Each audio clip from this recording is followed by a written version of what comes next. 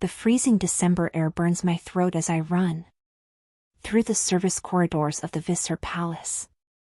The smell of fresh pine and cinnamon, which should be comforting, now makes me nauseous.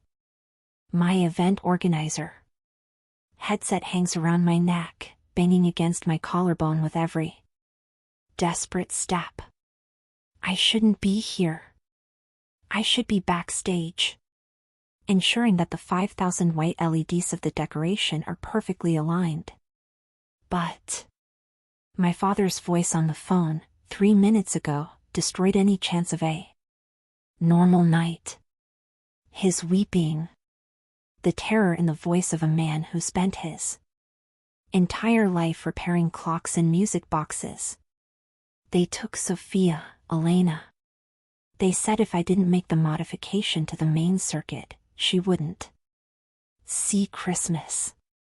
My 12-year-old little sister, Sophia. The main ballroom opens up before me like a movie set. The vaulted glass ceiling reveals a snowstorm falling over New York, but inside it is a golden world of central heating, velvet dresses, and crystal glasses. Hundreds of guests, the city's elite, are facing the central stage.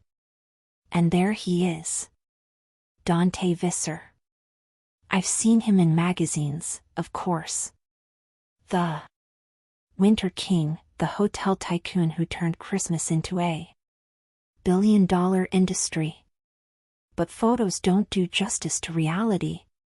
He stands beside the gigantic 40-foot Christmas tree, an imposing presence that makes the festive setting seem trivial.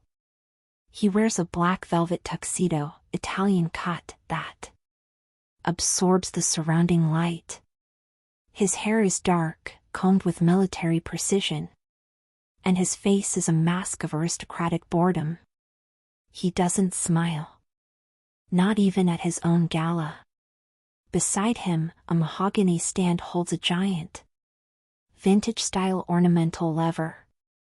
The culminating moment of the night. The lighting of the tree.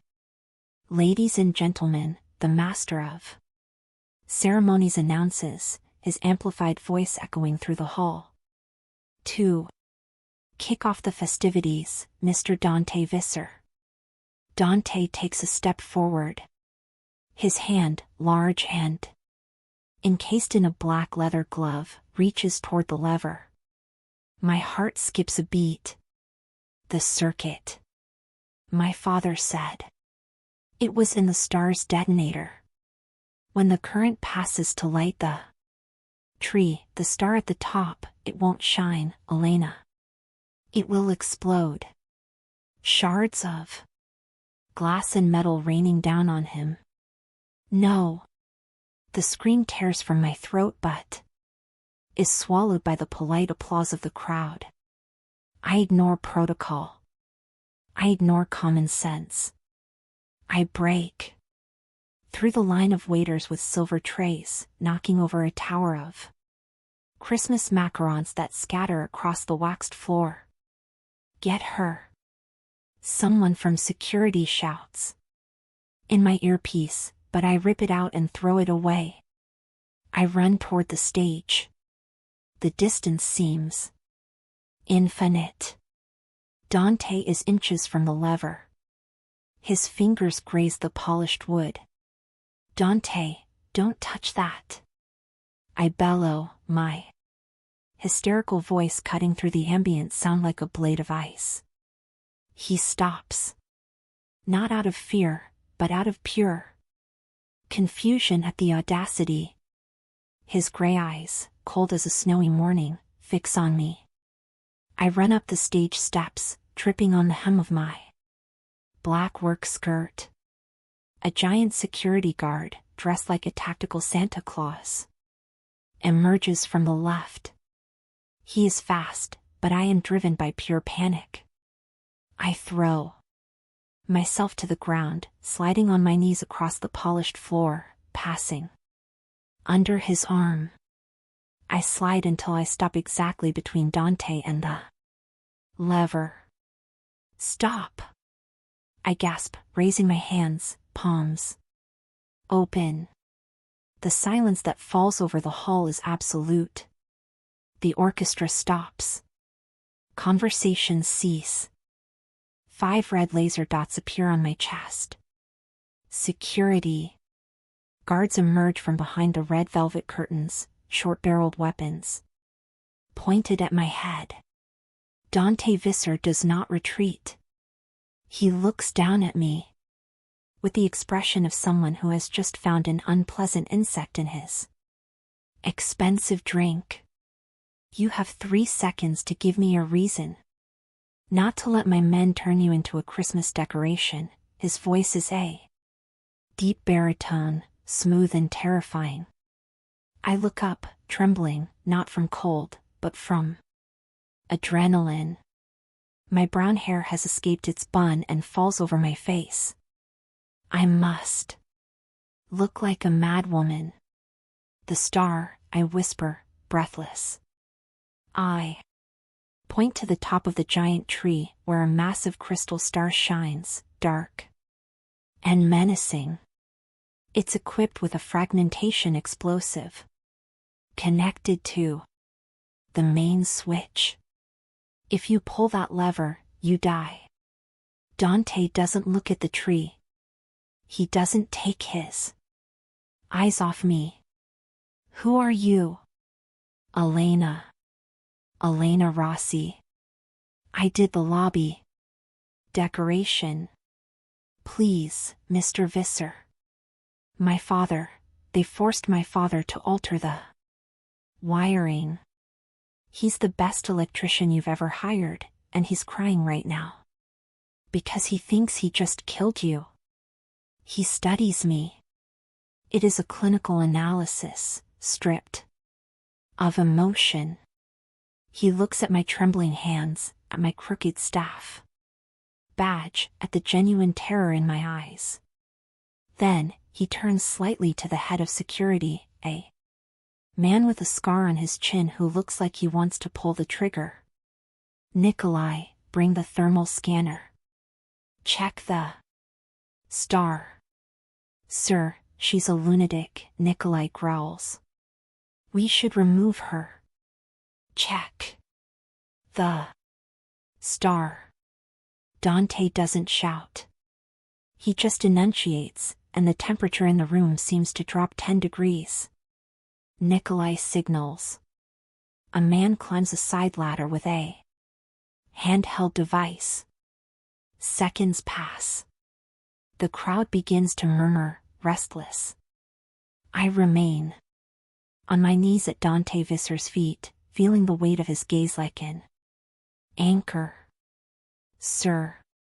Nikolai's voice wavers over the radio, audible only to those nearby. Abnormal heat reading at the top. And there are wires that shouldn't be there. It's C4. A murmur of shock runs through the nearby security team. Dante doesn't blink. He looks back at me, and for the first time, something changes in his expression. Curiosity. Stand up, Elena Rossi, he orders. He extends his gloved hand to me. I hesitate, but I take his hand. The leather is soft, but the grip underneath is iron. He pulls me up with ease, bringing me into his circle of protection. Where is your father now? He asks, low enough that only I can hear, ignoring the hundreds of guests watching us. I don't know. They took Sophia, my sister. They said if he warned anyone, she would die. But he called me. He couldn't do this to you. He made the right choice. And so did you. Dante turns to the crowd, the mask of perfect control slipping back into place. He takes the microphone. Ladies and gentlemen, I apologize. It seems We have a critical technical failure in our lighting system that requires immediate attention. For safety reasons, the party will continue in the winter. Hall on the ground floor. Drinks are on the house. Please follow my associates. JK.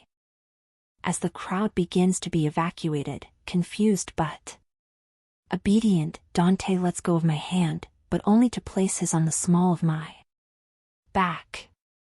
The touch is possessive, guiding me away from the stage, away from the bomb, and straight into the darkness of the backstage area where his armed men wait.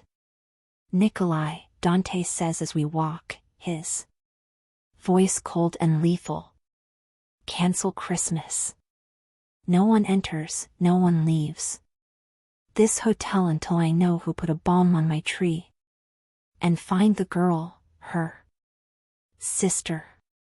He stops and looks at me. We are inches apart now, surrounded by boxes of ornaments and cables. You just saved my life, Elena, he says. And his gray eyes seem to capture my soul. Which means you are now my problem. And I solve my problems very aggressively. My sister. I begin, the tears finally threatening to fall. She will be found. He takes off his leather gloves, revealing elegant and strong hands, and holds my chin. No. One threatens my Christmas and lives to see the new year. Let's go. He pulls me toward the private elevator. And as the golden doors close, blocking the view of the tree that almost killed us, I realize I have just entered a world much more dangerous and cold than the blizzard outside. The private elevator rises 60 floors in a silence that makes my ears pop.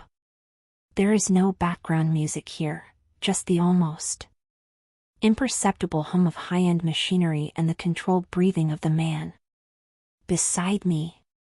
Dante Visser doesn't look at me. He stares at the polished metal doors, watching his own reflection. His jaw is clenched so tight. I see a muscle jump under his precisely shaved skin. He still smells of winter, an expensive mix of sandalwood, cloves, and the freezing air that entered when the hall doors opened. I hug myself, trying to stop shaking. The adrenaline is draining from my body, leaving behind a cold that penetrates the bones. My sister. Sophia. Her face, with her thick-rimmed glasses and braces, flashes in my mind. 12 years old. She still believes in the magic of Christmas. And now she is in the hands of people who turn festive stars into bombs. The doors open with a soft ding. It's not a hotel room. It is a fortress in the sky. The floor is dark wood, covered by Persian rugs that look old enough to be in a museum. A modern fireplace, cut into the gray stone wall, spits controlled gas. Flames. But what dominates the space are the windows. Entire walls of glass. Reveal New York being devoured by the blizzard. The city down below is just a blur of white and red lights, fighting against the relentless white. Nikolai. Dante enters the room, ripping off his bow tie and throwing it onto an Italian leather sofa. Status. Nikolai, the head of security with the scar, enters.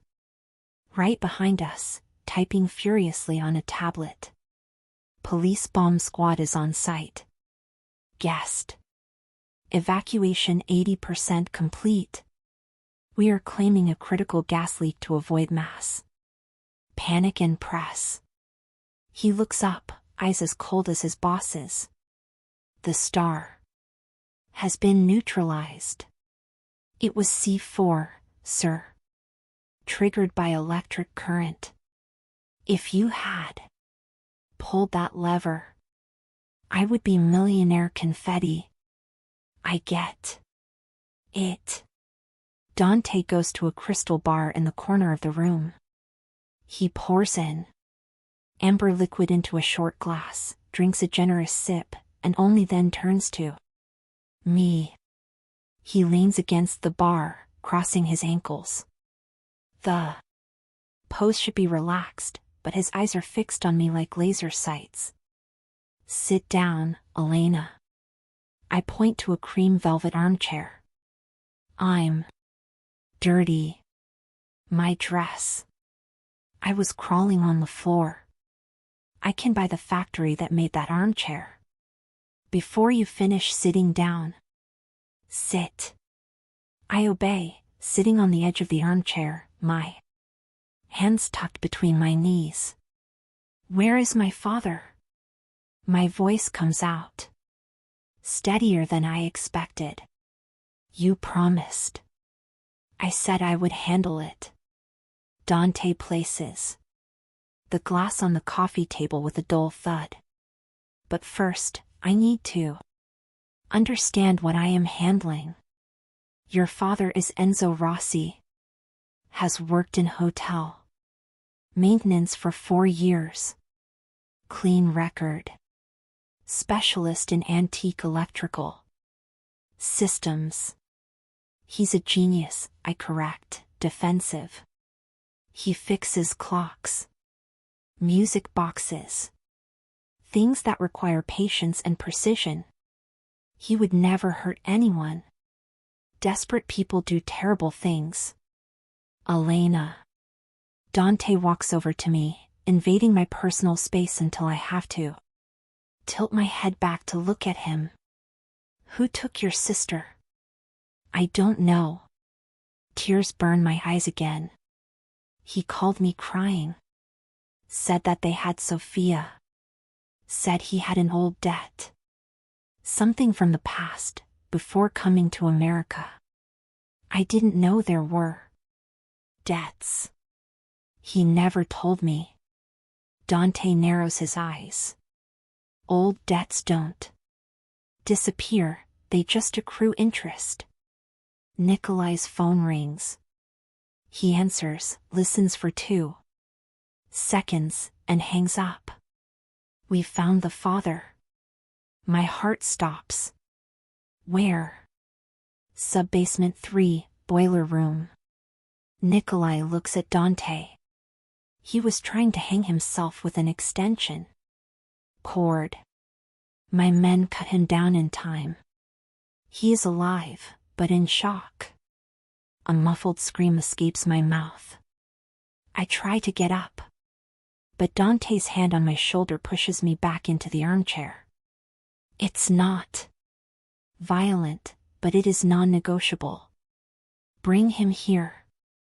Now. Dante orders, without taking his eyes off me. And bring the medical team. I need to see him. I insist. You will see him when I say it is safe.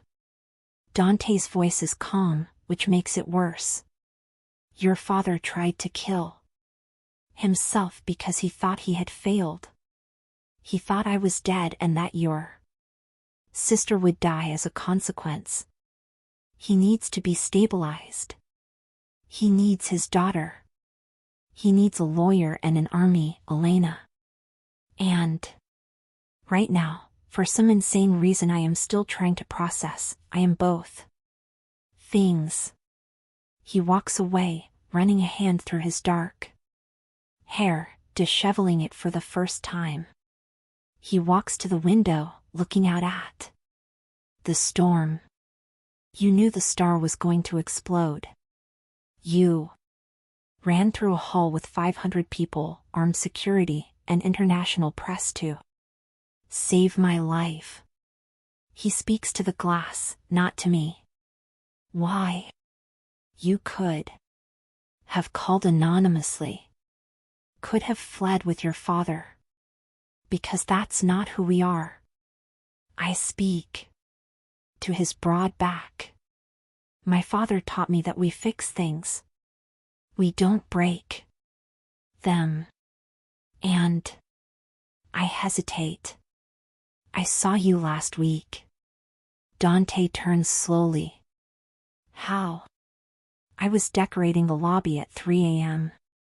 You arrived from a trip. You were tired. The night doorman, Mr. Henderson, dropped his car keys in the snow. You didn't yell. You bent down, picked up the keys, and gave him a tip. I swallow hard. Monsters don't help old doormen. In the snow. I knew you didn't deserve to die. Dante stares at me for a long moment, an unreadable expression crossing his face. Surprise? Maybe. Or maybe he is just calculating how to use this information. Sentimentality is a tactical flaw, Elena. But today, it was a useful flaw. The elevator doors open again. 2 guards enter, supporting a small man with thinning white hair and blue maintenance coveralls. Papa. This time, Dante doesn't stop me. I run across the rug and hug my father. He smells of machine oil and cold sweat. He is shaking violently, sobbing quietly. Elena, forgive me. Sophia, my bambina. He weeps on my shoulder. I couldn't do it.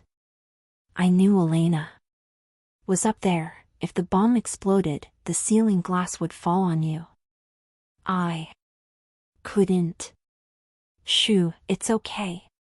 We're alive. Mr. Visser is alive. I stroke his back, looking at Dante over my father's shoulder.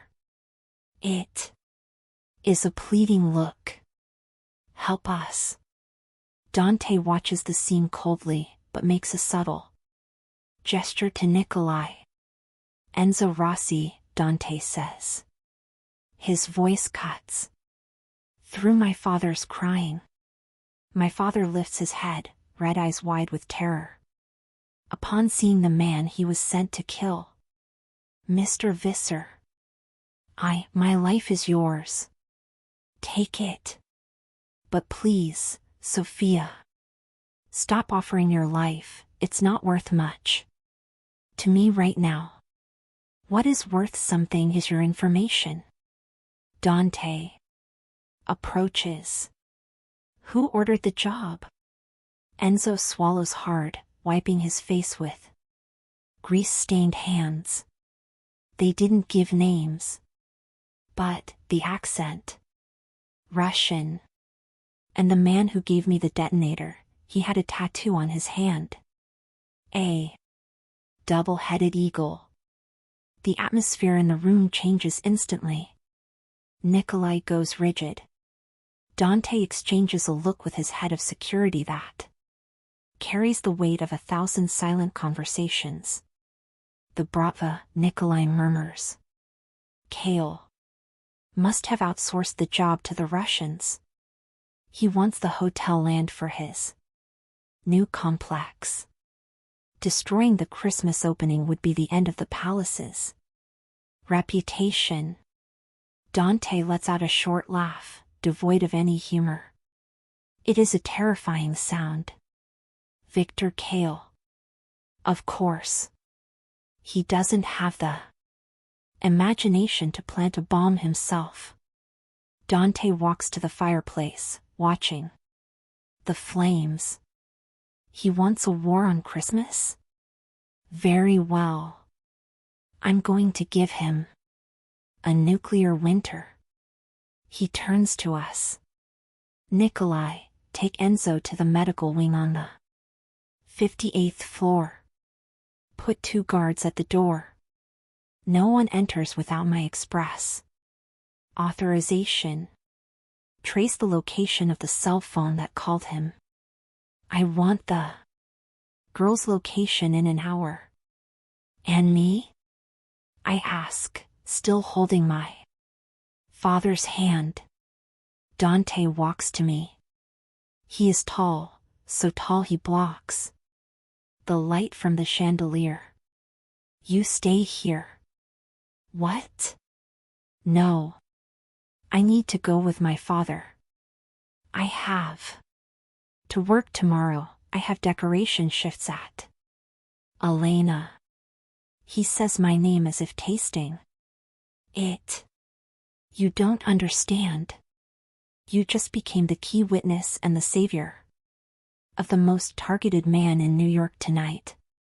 Cale knows your father failed. What do you think they will do to the other daughter to punish him? The blood drains from my face. You don't leave this building. Dante decrees. Your father works for me now, under my direct protection. And you. He looks at my torn dress, at my scraped knees, at the determination in my eyes. You just got promoted. Promoted to what? To my shadow.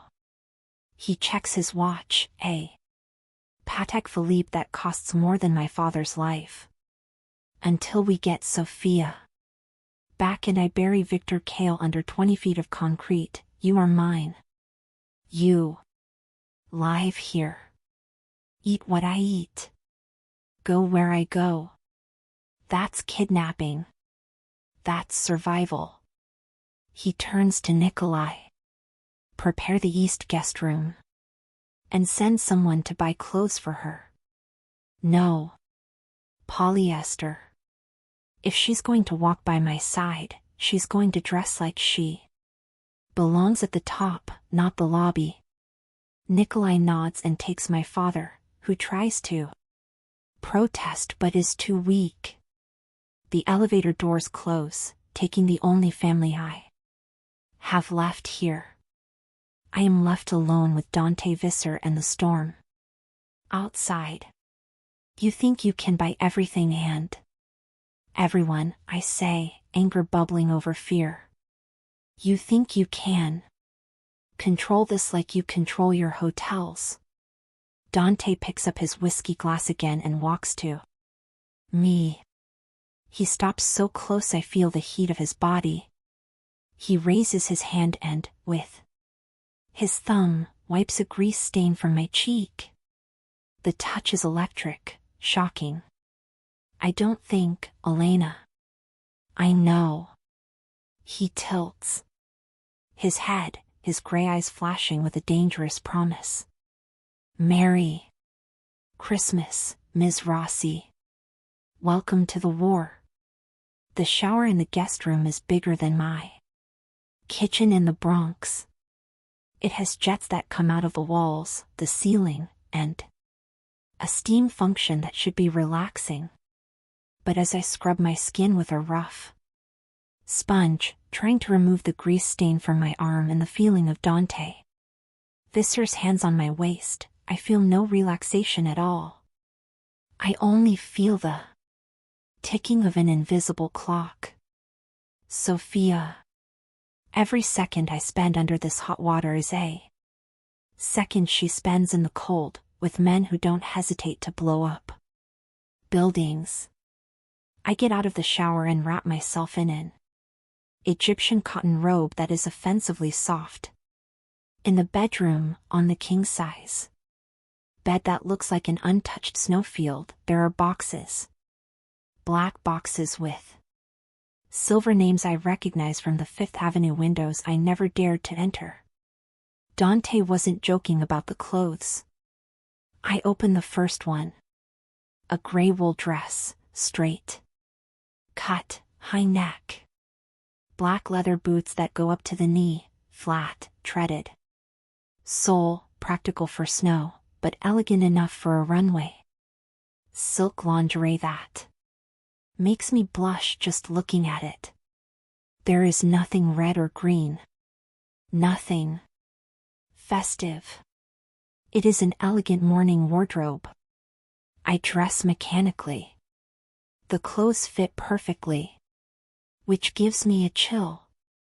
He is a hotelier, estimating measurements must be part of the job, or else he is simply too observant for my own good.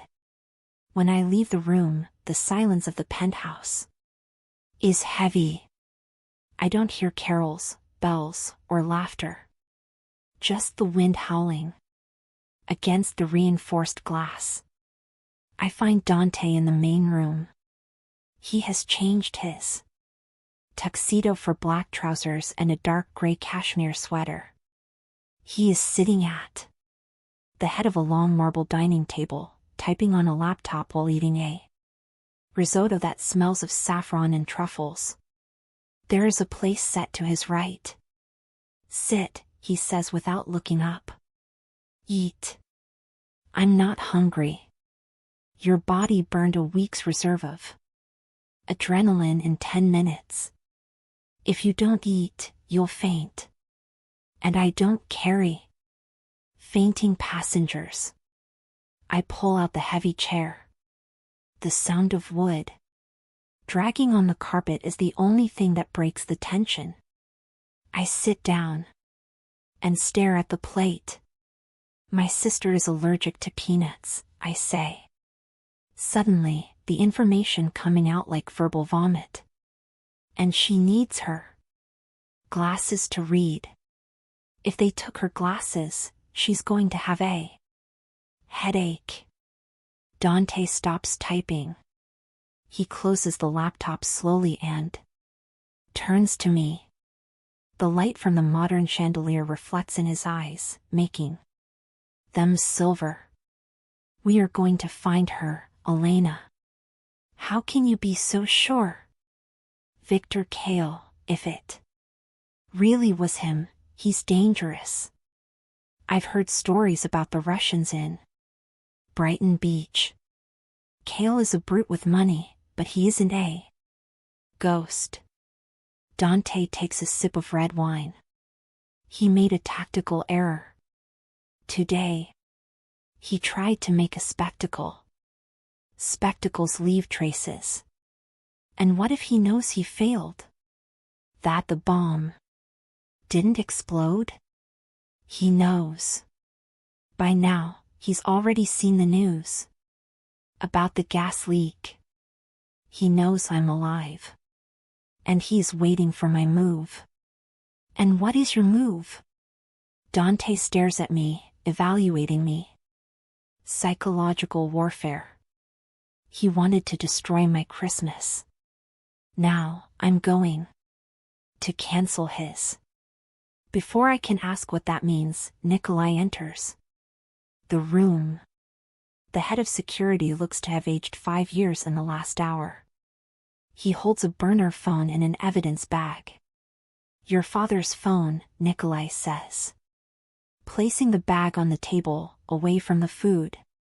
We managed to recover the last received call before the incident in the basement. Did you trace it? Dante asks, voice sharp. It was a VoIP call, masked by 3 servers. But the idiot who called made a slip-up. He didn't hang up immediately after giving the order. The audio stayed open for 4 extra seconds. Dante extends his hand. Play it. Nikolai presses play on a connected tablet. Heavy breathing of a man is heard, probably the henchman with the eagle tattoo. And then, in the background, very faint, a sound. Ding dong dot ding dong. Bells. But not ordinary church bells. It is a specific melody. An electronic carillon playing a distorted version of Jingle Bells at an accelerated tempo. I freeze. The fork falls from my hand, hitting the porcelain plate with a loud clatter. Dante looks at me instantly. You know that sound. It's not a church bell, I whisper, my mind going back in time to the days I picked Sophia up from school. It's the chime at the entrance of Klaus's Toy Kingdom, the mega toy store in Queens.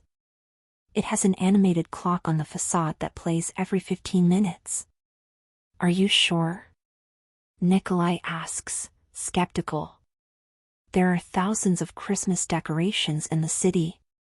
My father fixed that clock 2 years ago, I say, standing up, the chair scraping the floor again. It has a defect in the gear for the third note. The jingle is a half-tone lower. Listen. They play it again. The off-key note is there. Subtle, but unmistakable to a watchmaker's daughter. Dante stands up. The energy in the room shifts from tense dinner to war room in the blink of an eye. The toy kingdom closed for renovation 6 months ago, Dante says, walking toward the hallway where he left his coat. It's a huge, isolated building with loading docks in the back. Owned by a ghost holding company. A holding company linked to Victor Kale. Nikolai completes, checking the tablet. Bingo. Prepare the car. An alpha team. Dante puts on a heavy black wool overcoat. He checks a silver pistol before tucking it into a holster under his arm. I run to him.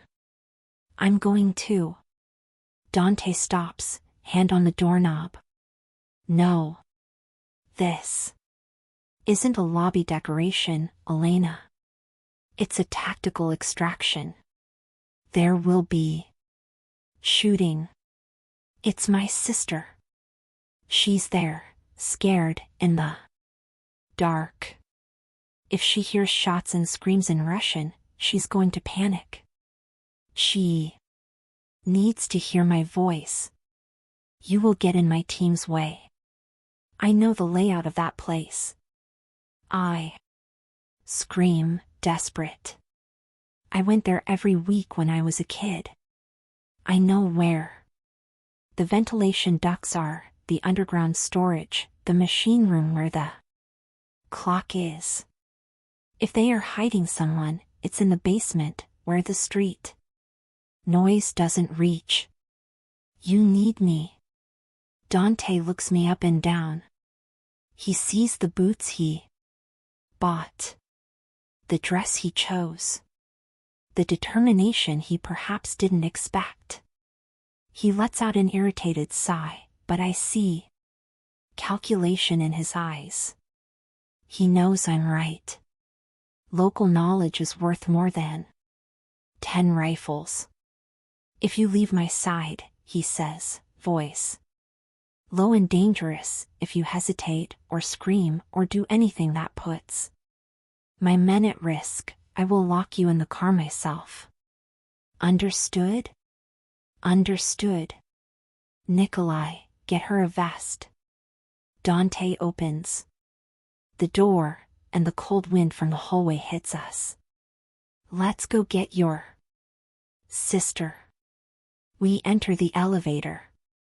As we descend, I see our reflection in the polished metal. The tycoon of the ivory tower and the decorator from the basement, both dressed in black, both armed, him with bullets, me with desperation. It is Christmas Eve. And we are going hunting. The armored SUV cuts through the accumulated snow. On the streets of Queens like a silent tank. The interior smells of new leather and gun oil. Nikolai drives with controlled aggression, swerving around slow taxis and snowplows. In the back seat, Dante and I sit on opposite sides, separated by a tactical arsenal spread out on the leather seat. Dante is methodically checking a compact mat. Black rifle. Click-clack. The sound of the bolt is loud and metallic. He slides a magazine into place with the naturalness of someone putting a watch on their wrist. Put this on. He kicks a black bag to my feet. I unzip it. It's a bulletproof vest. Heavy, rigid, Black. It's going to look ridiculous with the dress. I try to make a joke, but my voice trembles so much it comes out as a whimper. Fashion doesn't concern me. Holes in your chest concern me. He doesn't smile. Put it on. Under the coat. And tighten the side straps well. If you get shot, it will still hurt like a punch from a heavyweight boxer, but you'll live. I struggle with the Velcro, my hands useless from cold and nervousness. Suddenly, Dante's hands are there. He pushes mine away impatiently and pulls the straps tight, adjusting the Kevlar against my body. For a second, his face is inches from my neck. I feel his breath, warm and steady. Breathe, Elena. Panic kills faster than bullets. I've never seen a real gun before. Today, I confess, looking at the rifle in his lap. Now I'm in a car full of them. Welcome to my world, where Santa Claus wears a tactical vest and the gifts go tick-tock. The SUV slows down. Nikolai kills the headlights, leaving only the amber street light to illuminate the path. We've arrived. Target visualized. Nikolai whispers. I look out the tinted window. Klaus's toy kingdom was magical when I was 8. A castle with a false facade, candy towers, and giant tin soldiers at the entrance. Now, under the night blizzard and 6 months of abandonment, it looks like a nightmare setting. The paint on the soldiers is peeling, making them look leprous. The ground floor windows are boarded up with plywood covered in graffiti. The neon sign is broken, reading only TOYK____dom. Alpha team in position, someone's voice crackles on the dashboard radio. Rear perimeter silent. Let's go, Dante orders. We get out of the car into the biting cold. The snow goes up to my ankles, burying the new boots. Dante moves differently now. He is no longer the hotel executive. He moves low, fast, the weapon part of his body. He signals, and 4 shadows, men dressed in tactical black, materialize from the darkness surrounding us. The service entrance, I whisper, pointing to a side alley blocked by dumpsters. There's a metal door the employees used for smoking. The lock always jammed in the winter. If they didn't fix it. Dante nods to one of the men. The soldier advances, checks the door, and uses a small tool. In seconds, the door opens with a squeak that makes me hold my breath. We enter. The smell hits me first. Stale popcorn, dust, and mold. It is pitch black until the men turn on flashlights mounted on their weapons. The beams of light cut through the darkness, revealing aisles of empty shelves. And, occasionally, remains of broken toys left behind in the liquidation. Headless doll bodies. Overturned tricycles. Moldy teddy bears. Which way? Dante whispers in my ear. His hand is on the small of my back, guiding me, pushing me lightly. It is the only point of warmth in a frozen world. The clock machine room, I answer, voice trembling. It's in the basement. Access is through the back of the poly land area.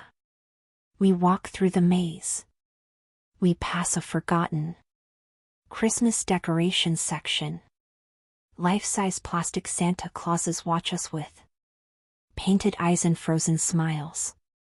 The flashlights make their shadows dance on the walls. It is terrifying. Suddenly, Dante raises a closed fist. Everyone stops instantly. I hear footsteps. Heavy boots on linoleum. Above us. No. Ahead. Dante pulls me behind a rusted metal gondola. He points to his men and signals with his fingers. 2 go left, 2 right.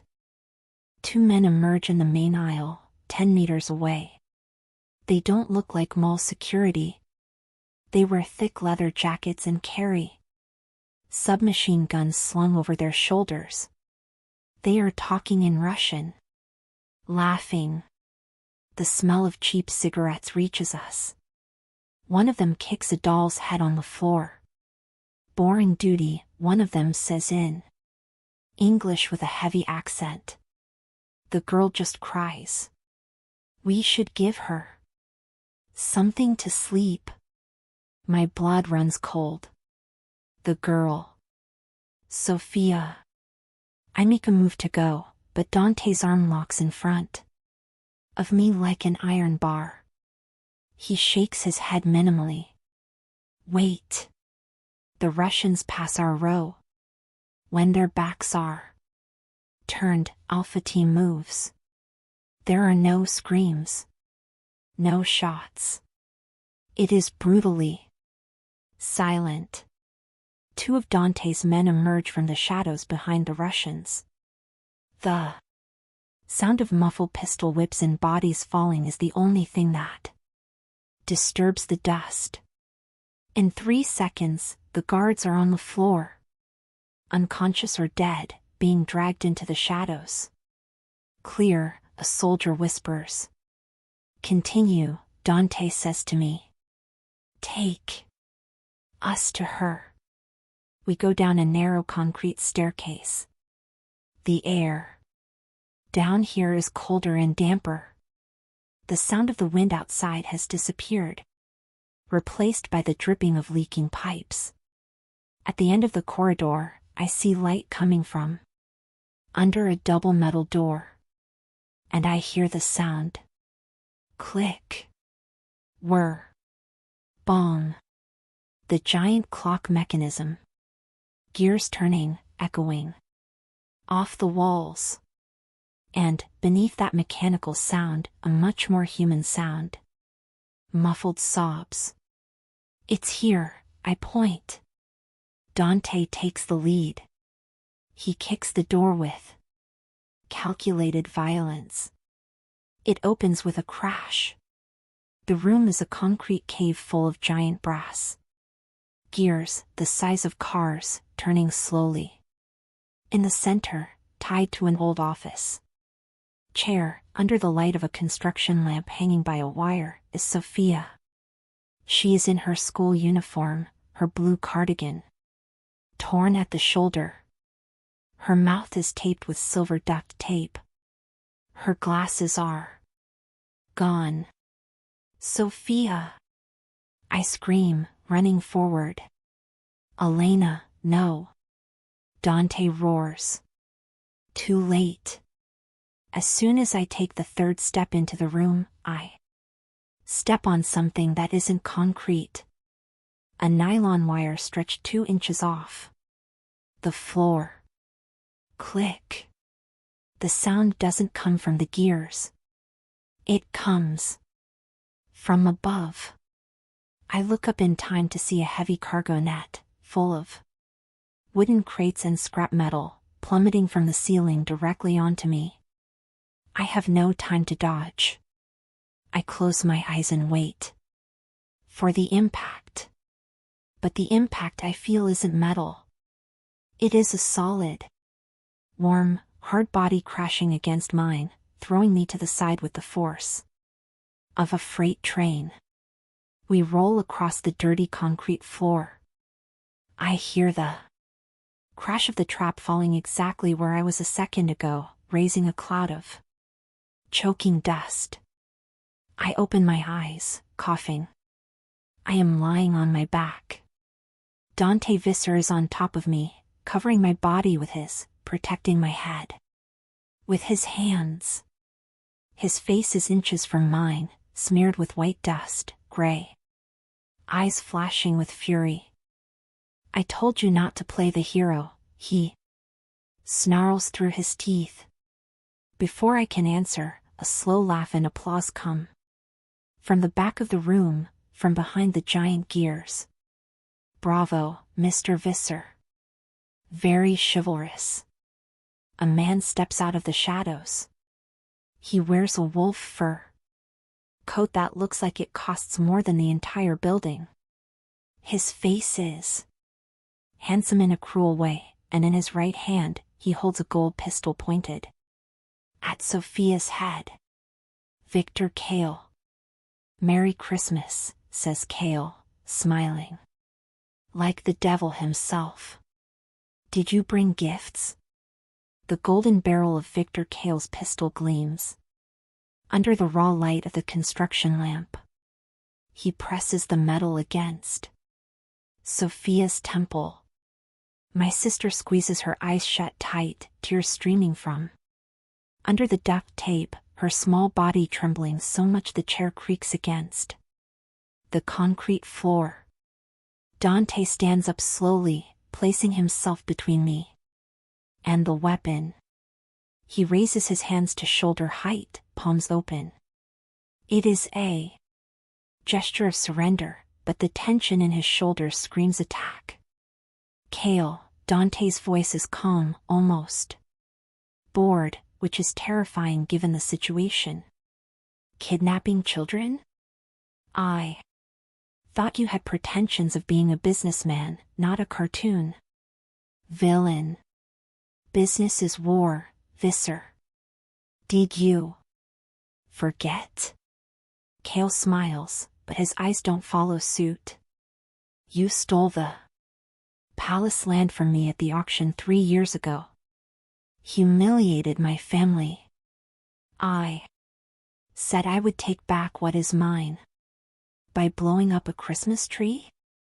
Dante takes an almost imperceptible step forward. That is petty, Victor.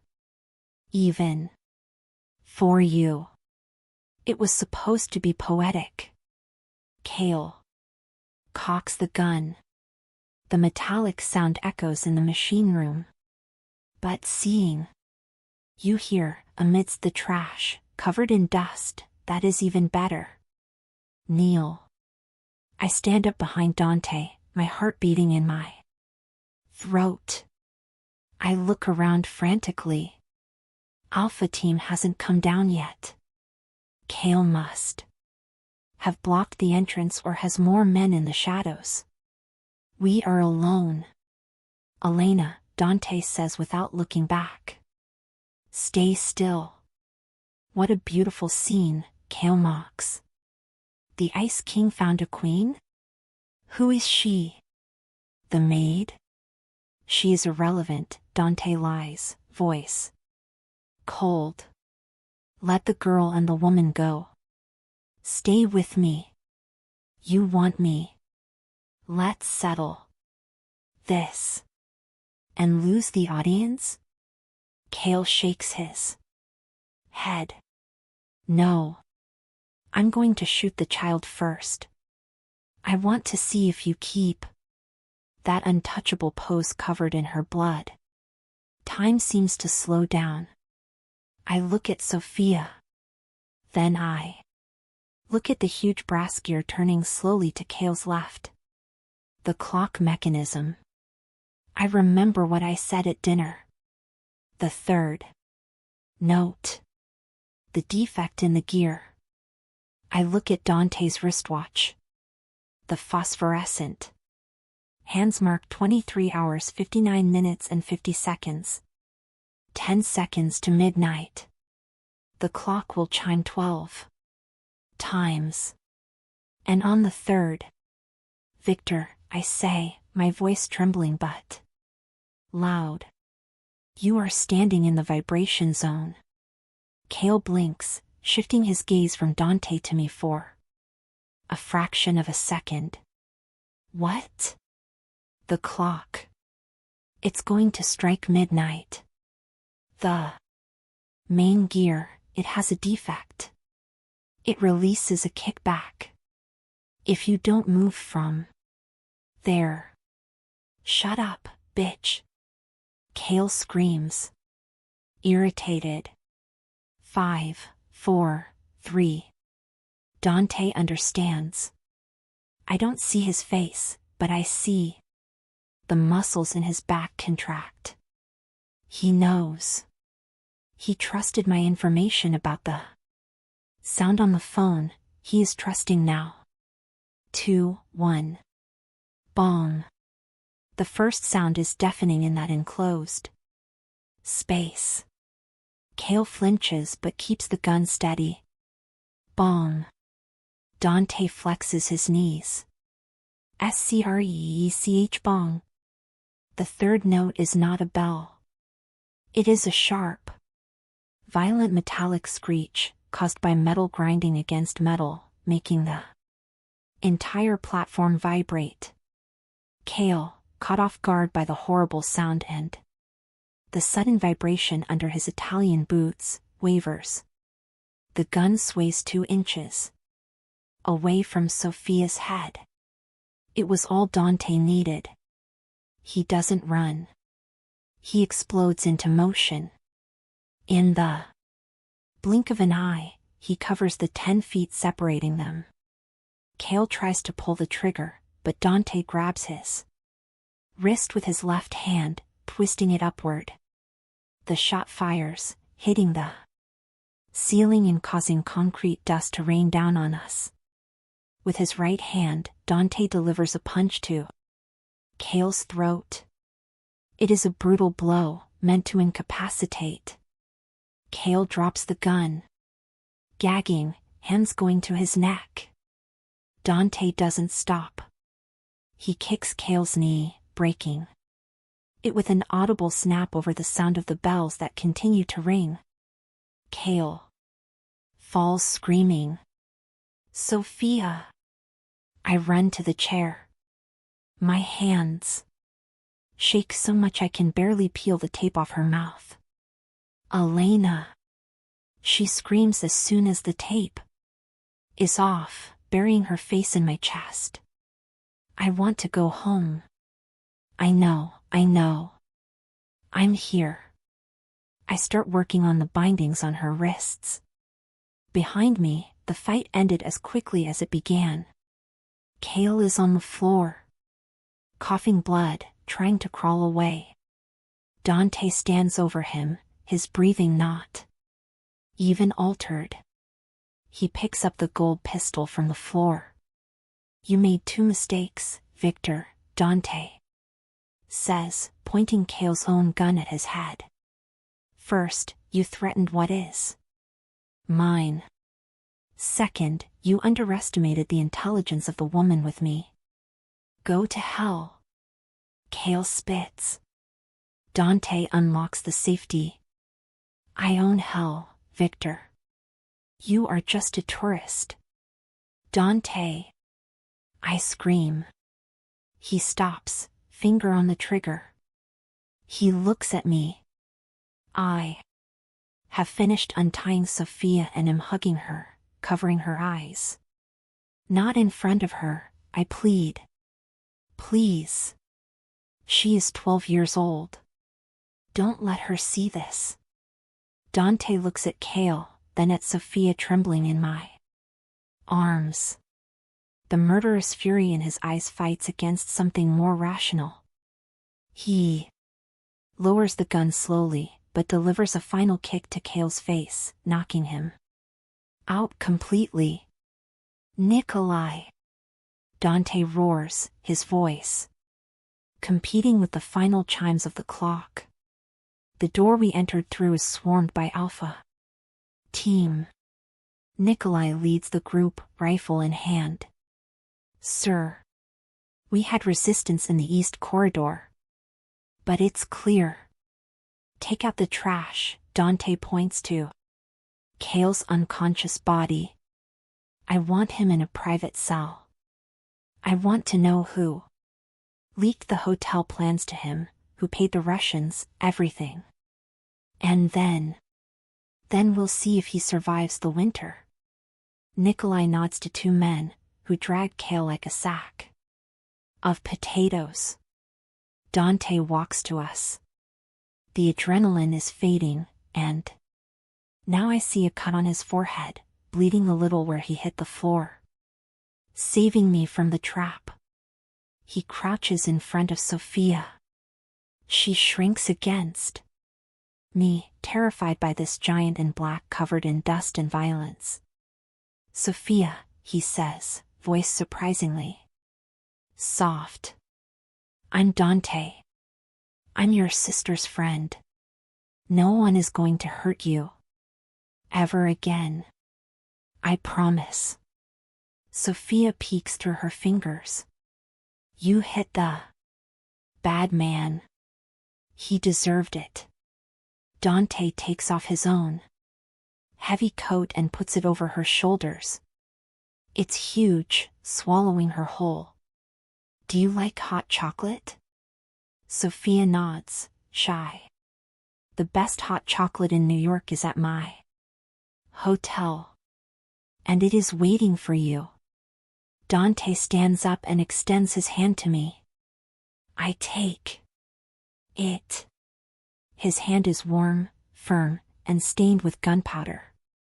Let's go home, Elena. As we climb the stairs back to the freezing night air, leaving the mechanical nightmare behind, I realize something. He said, let's go home. Not let's go to the hotel. Outside, the snow has stopped. The city is silent, as if holding its breath. We get into the armored SUV, Sophia safe between the two of us. Dante drapes his arm over the seat back, his fingers grazing my shoulder, a constant shield. I look at him, at the cut on his forehead, at the gold pistol he tucked into his belt. I saved his life tonight. And he saved mine and my entire world. Are we even? No. I feel like we are just starting to become indebted to each other in ways that have nothing to do with money. The war against Kale might have ended with a knockout, but the war to keep my sister safe and my heart intact near Dante Visser is just beginning. The clock on the SUV dashboard reads 1:15 a.m. It is officially Christmas. Sophia sleeps deeply on the seat between me and Dante, head resting on my shoulder, small body wrapped in his black wool coat. That is worth more than a year's rent of our apartment. Her soft snoring is the only sound in the world, competing with the hum of tires on fresh snow. I look at her, counting every breath, making sure she is real. That this isn't a fever dream induced by panic. She's going to need therapy, I murmur, smoothing my sister's disheveled hair. She saw a gun pointed at her head. Saw you break a man's leg. Dante is looking out the window, watching the deserted streets of Manhattan pass by. The yellow street light illuminates the cut on his forehead intermittently. I have the best specialists on payroll, he says, without turning. She will have whatever she needs. Schools, doctors, security. You talk as if we were staying forever. He finally turns. In the dim light, his eyes look like burning coal. Kale is locked up, but his organization is a hydra. We cut off one head, two more grow. Until I dismantle everything, you don't take a step without me. And my father? I ask. His job. Your father doesn't fix outlets for ungrateful guests anymore. He is now the head of maintenance for my personal floor. No one gets near him. The car enters the underground garage of the Visser Palace. Not the main entrance, where the press is likely still camped like vultures waiting for news on the gas failure, but a private entrance, fortified like a bunker. As soon as the car stops, the doors open. Nikolai is already outside. Mr. Rossi is in the Imperial suite. Nikolai informs. The medical team cleared him. He is sedated but awake. Waiting. Dante picks Sophia up with impressive ease, without waking her. She nestles instinctively against his chest, grabbing the lapel of his cashmere sweater. The image of this man, who an hour ago was breaking bones, carrying my little sister as if she were made of glass, does something strange to my chest. A tightening that isn't fear. We go up. The Imperial suite is bigger than Dante's penthouse. It is a full apartment, decorated with smaller Christmas trees, holly garlands, and a crackling fireplace. The smell of pine is real here. Clean and fresh. My father is sitting on a velvet sofa, a blanket over his shoulders, holding a mug with both trembling hands. When he sees us, he stands up so fast he knocks the mug over. Sophia. Dante places her on the sofa. The reunion is a blur of crying, hugs, and whispered Italian. I join them, and for a moment, we are just the Rossis, broken but whole, huddled on a sofa that costs a fortune. Dante steps back. He stands near the door, hands in pockets, watching. He is the architect of this moment, but he is not part of it. He is the guard in the tower, not the family at the hearth. I feel a pang of sadness for him. After a few minutes, private nurses appear to take Sophia and my father to the adjoining rooms. They need to sleep. I need to sleep. But my body is still vibrating at the frequency of danger. When the room is empty except for the two of us, Dante walks to a silver service cart that was left there. I promised, he says, lifting the lid of a silver thermos. The smell of rich, dense chocolate fills the air.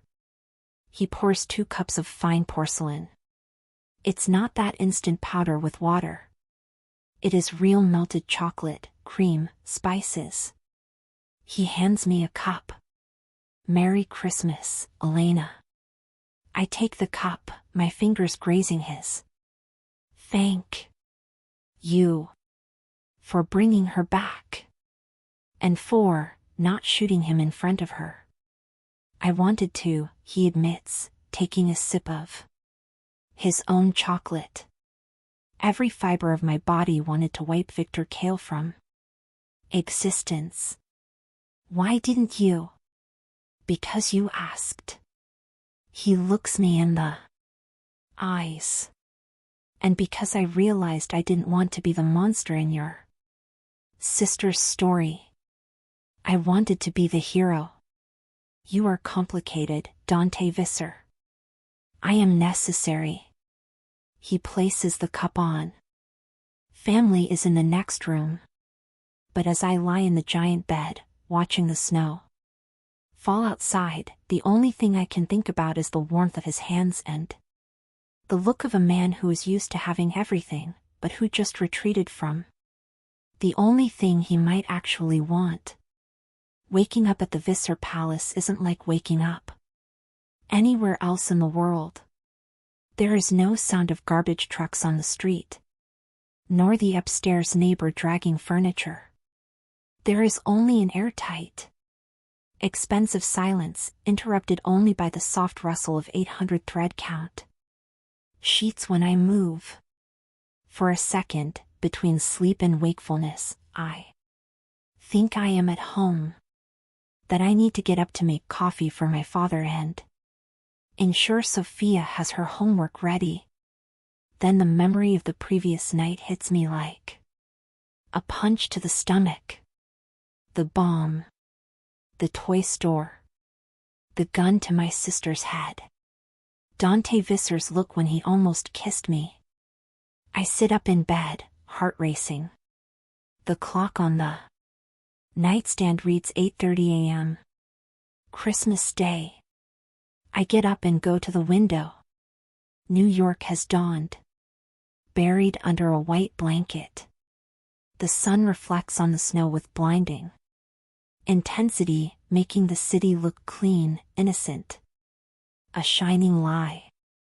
I put on the soft robe and leave the bedroom. The imperial suite is silent but smells of coffee and bacon. I find my father in the kitchen. He is standing, looking at the ultra-modern coffee maker as if it were an alien spaceship. He wears navy blue silk pajamas that Dante must have provided. He looks like a stranger in those clothes. Papa? He turns around. His face has aged 10 years in one night. The circles under his eyes are deep, purple. Elena.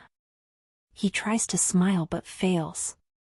This machine, it has more buttons than an airplane cockpit.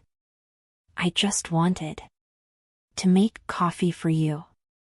I go to him and hug him. He squeezes me tight. Desperate. I'm sorry, cara mia. I'm so sorry. He whispers into my hair. I should have protected you both. I was weak. That man from the past.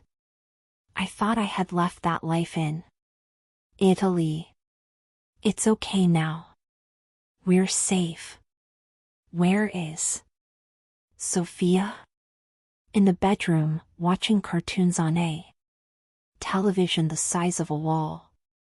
She's eating pancakes with strawberries a waiter brought up. She seems fine. Better than me. Children are resilient. Adults are the ones who break. Stay with her, I say, kissing his cheek. I need to talk to Dante. That man. My father tenses. He is dangerous, Elena. He saved Sophia, yes, but I see it in his eyes. He is a shark. You shouldn't stay close to him. I don't have a choice, Papa. And frankly, I prefer to be beside the shark than in the water with him. I leave my father and exit the suite. The corridor is guarded by 2 Alpha Team men, who nod respectfully as I pass. I take the elevator to the penthouse. When the doors open, I find a different scene from the previous night. The living room has been transformed into a command center. There are additional monitors mounted on tables, maps of New York projected on the wall, and 3 assistants walking back and forth with tablets. Dante is in the center of it all, speaking on the phone in fluent, aggressive Russian. He wears an immaculate white shirt. Sleeves rolled up, no tie. The bandage on his forehead is the only sign that his night wasn't just business meetings. He sees me exit the elevator. He doesn't stop talking, but his eyes follow me as I walk to the coffee machine in the corner of the room. He signals Nikolai, who is monitoring a laptop screen. Dante hangs up the phone violently. Breakfast? He asks, walking to me.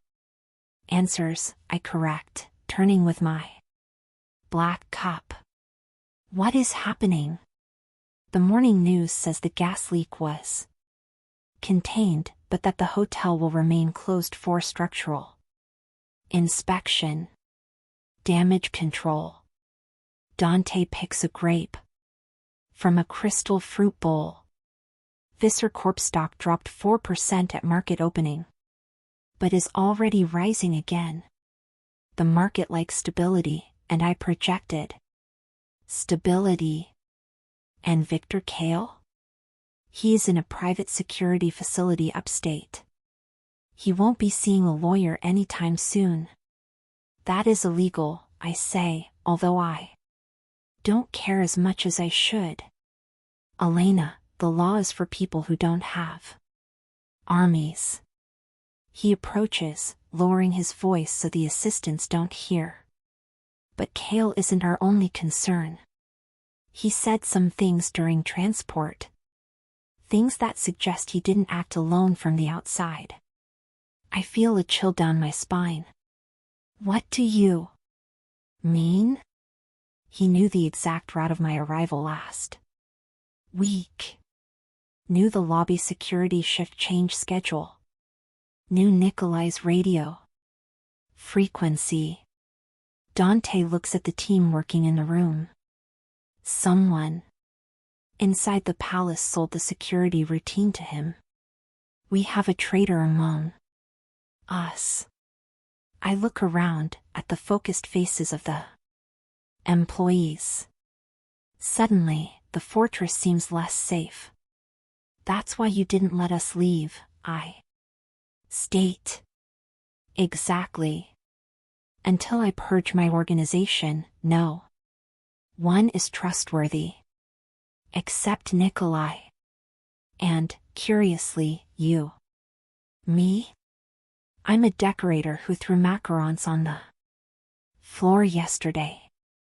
You are the only person in this building who has nothing to gain from my fall and everything to lose if I die. He takes a step forward, invading my personal space again. It's a tactic of his, I realize. Destabilize the opponent with proximity. But I don't retreat. Besides, you have eyes, Elena. You saw the defect in the gear. You saw the kindness in the doorman. You see details that my men trained to see. Physical threats ignore. Where are you going with this? I need you. Not as a guest. As an asset. He extends a slim black folder that was on the table. What is this? An employment contract. Title, Director of Special Projects. Salary, triple what you earned decorating lobbies. Benefits. Private school for Sophia, lifetime pension for your father, and residence here. In the penthouse. I open the folder. The numbers are astronomical.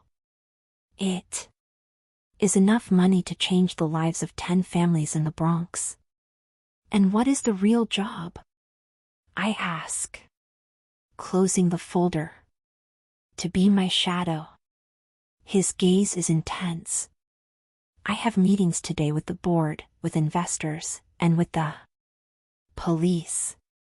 I want you there. I want you to watch the people, not the papers. I want you to tell me who is lying, who is nervous, who is looking at the clock when they shouldn't be. You want me to be a human lie detector? I want you to be my strategic partner. You know this hotel from basement to ceiling. You know the employees, the invisible routines. If there is a traitor, he is hiding in those routines. I look at the contract, then at the snow outside. And finally at him. He is offering me the world on a silver platter, but the platter is surrounded by barbed wire. And if I refuse? Then you remain my protected guest. But you will be locked in this tower, bored and powerless, while I fight this war. Alone. And I know you hate feeling powerless. He read me like an open book. Damn him. I accept, I say. But on one condition. Dante raises an eyebrow, amused. Are you in a position to make demands? I am. Because you need my eyes. Speak.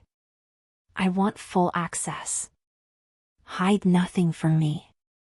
If we are going to hunt a traitor, I need to know who the suspects are, even if they are your friends or trusted executives. No secrets. Dante ponders for a moment. The silence stretches. Done. He extends his hand. I shake his hand. It is a Faustian pact sealed with coffee and ambition on Christmas morning. Great. He turns to Nikolai. Take her to the closet. We have a meeting with the police commissioner in 40 minutes. She can't appear dressed in a robe. The closet? I ask.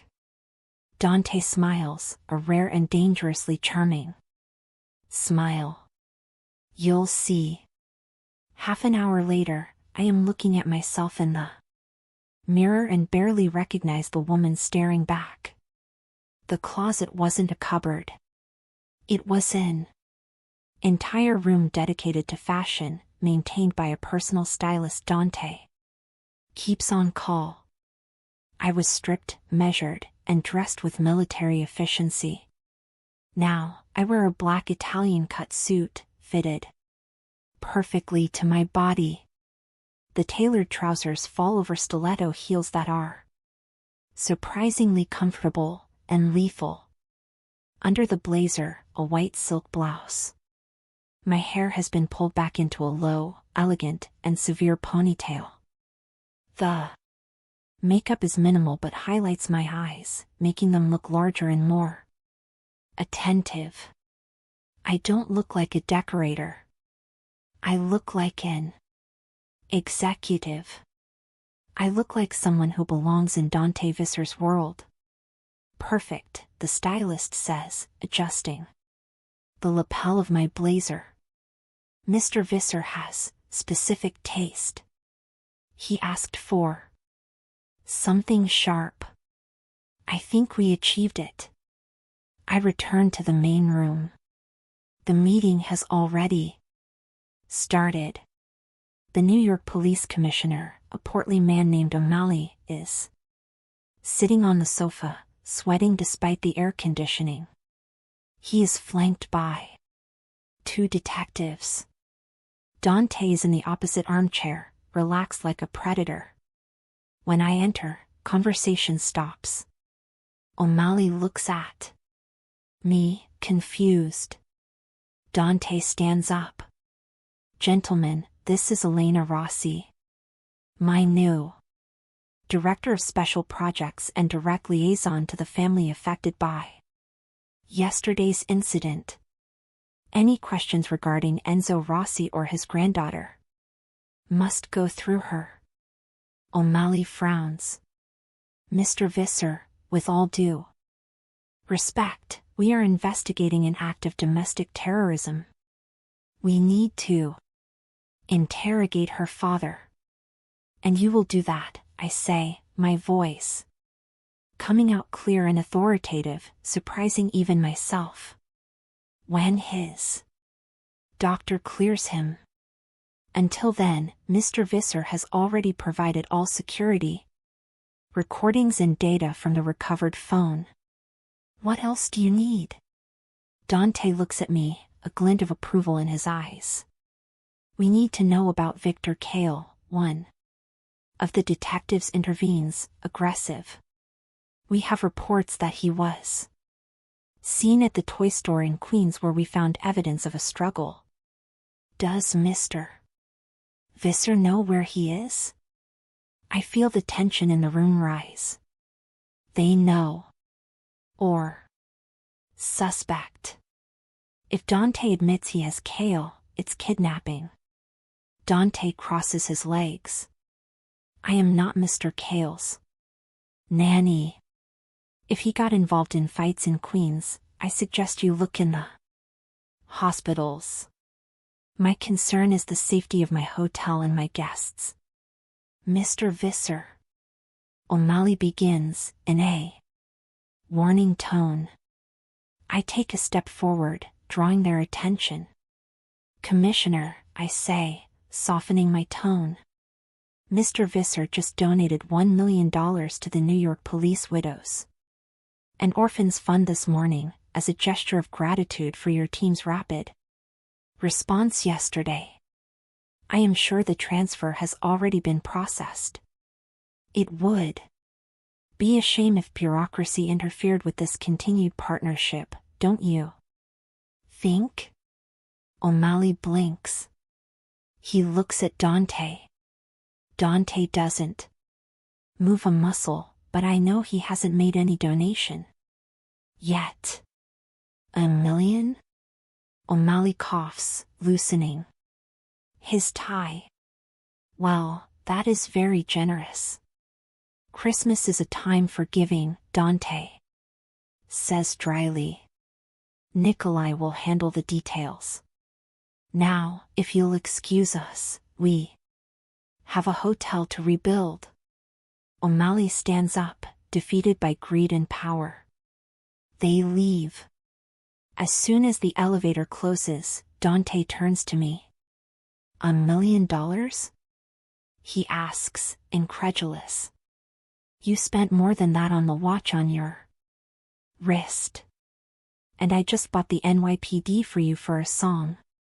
Dante starts to laugh. It's a deep, raspy sound that seems to vibrate in his chest. He shakes his head, looking at me with something that goes beyond professional respect. Nikolai, he says, still smiling. Make the transfer. And give Ms. Rossi a raise. I thought we had already agreed on the salary, I say, crossing my arms. Performance bonus. He walks up to me and stops. He raises his hand and adjusts a loose strand of my hair. The touch is electric again, bringing back the memory of the night before. You were incredible, Elena. Sharp, just as I asked. I was bluffing. My legs are shaking. No one saw. That's what matters. His expression turns serious. Now comes the hard part. The board of directors arrives in an hour. And among them is the traitor, I finish. Exactly. There are 5 members. One of them sold my security to Kale. We're going to find out who it is. Dante moves away and goes to the meeting table, where piles of dossiers await us. Sit beside me, Elena. The game has begun. I walk to the table, the sound of my heels echoing like war drums. I look at the snow outside, then at the powerful man who just gave me a seat at the table of kings. I am no longer the girl who fixes lights. Now, I am the woman who helps keep the darkness away. I pull out the chair and sit down. Let's play. Chapter 8, The Feast of Wolves. The penthouse boardroom is a glass aquarium suspended over the city. The long mahogany table shines like a black mirror, reflecting the faces of the 5 members of the Visser Corp Board of Directors. They don't look like traitors. They look like corporate royalty. Expensive clothes, relaxed postures, practiced smiles. But I know the truth. One of them sold Dante's security. One of them almost killed my sister. I am sitting to Dante's right. My position causes visible discomfort. They look at me as if I were a decorating mistake, something out of place. Let's begin, Dante says. He doesn't sit. He circles the table like a shark in a small tank. You've seen the news. Gas leak. A convenient lie to protect your stock value. The truth, as you must have deduced by now, is that Victor Kale tried to assassinate me last night. A murmur runs through the table. Kale? Arthur Pendleton, the family lawyer for 30 years, cleans his glasses with a silk handkerchief. He is an elderly man with the air of a benevolent grandfather. That Russian lunatic? I thought he was in Europe, licking his wounds. He was here. Dante stops behind the chair of Julian Thorne, the chief operating officer, COO. Julian is young, aggressive, the type of man who thinks the world owes him something. And he had inside information. He knew the route of my arrival. He knew the service elevator codes. He knew the tree star was connected to the main circuit. What are you implying, Dante? Beatrice Vane, the director of public relations, asks. She is beautiful and icy, with a diamond necklace that shines offensively under the morning lights. That someone in this room helped. That terrorist? That's absurd. We are your partners. Partners can be bought, Beatrice. Dante returns to the head of the table and rests his hands on the wood. The good news is that Kale is in my custody. And he is very talkative. It's a lie. Kale hasn't said anything yet, according to Nikolai. But the lie is the bait. I watch. That is my job. I look at the hands of Marcus Sterling, the chief financial officer, CFO. He is obsessively spinning his wedding ring. Nervousness? Or just a habit? Does he have gambling debts? It's a cliché, but clichés exist for a reason. I look at Sylvia Moretti, the investor representative. She is calm, taking notes on an iPad. If she's worried, she doesn't show it. I look at Julian Thorne. He is irritated. If Kale is talking, why are we here, Dante? Julian questions, crossing his arms. Arrest the traitor and let us work. I have investors from Tokyo calling non-stop. This structural inspection is costing us millions per hour. We are here because I like to look into people's eyes, Dante responds softly. And because Kale gave me a name, but I want to give this person the chance to confess before I take more drastic measures. The silence in the room is absolute. No one breathes. I stand up. Water? I ask, picking up the crystal pitcher. Dante shoots me a quick look. He knows what I'm doing.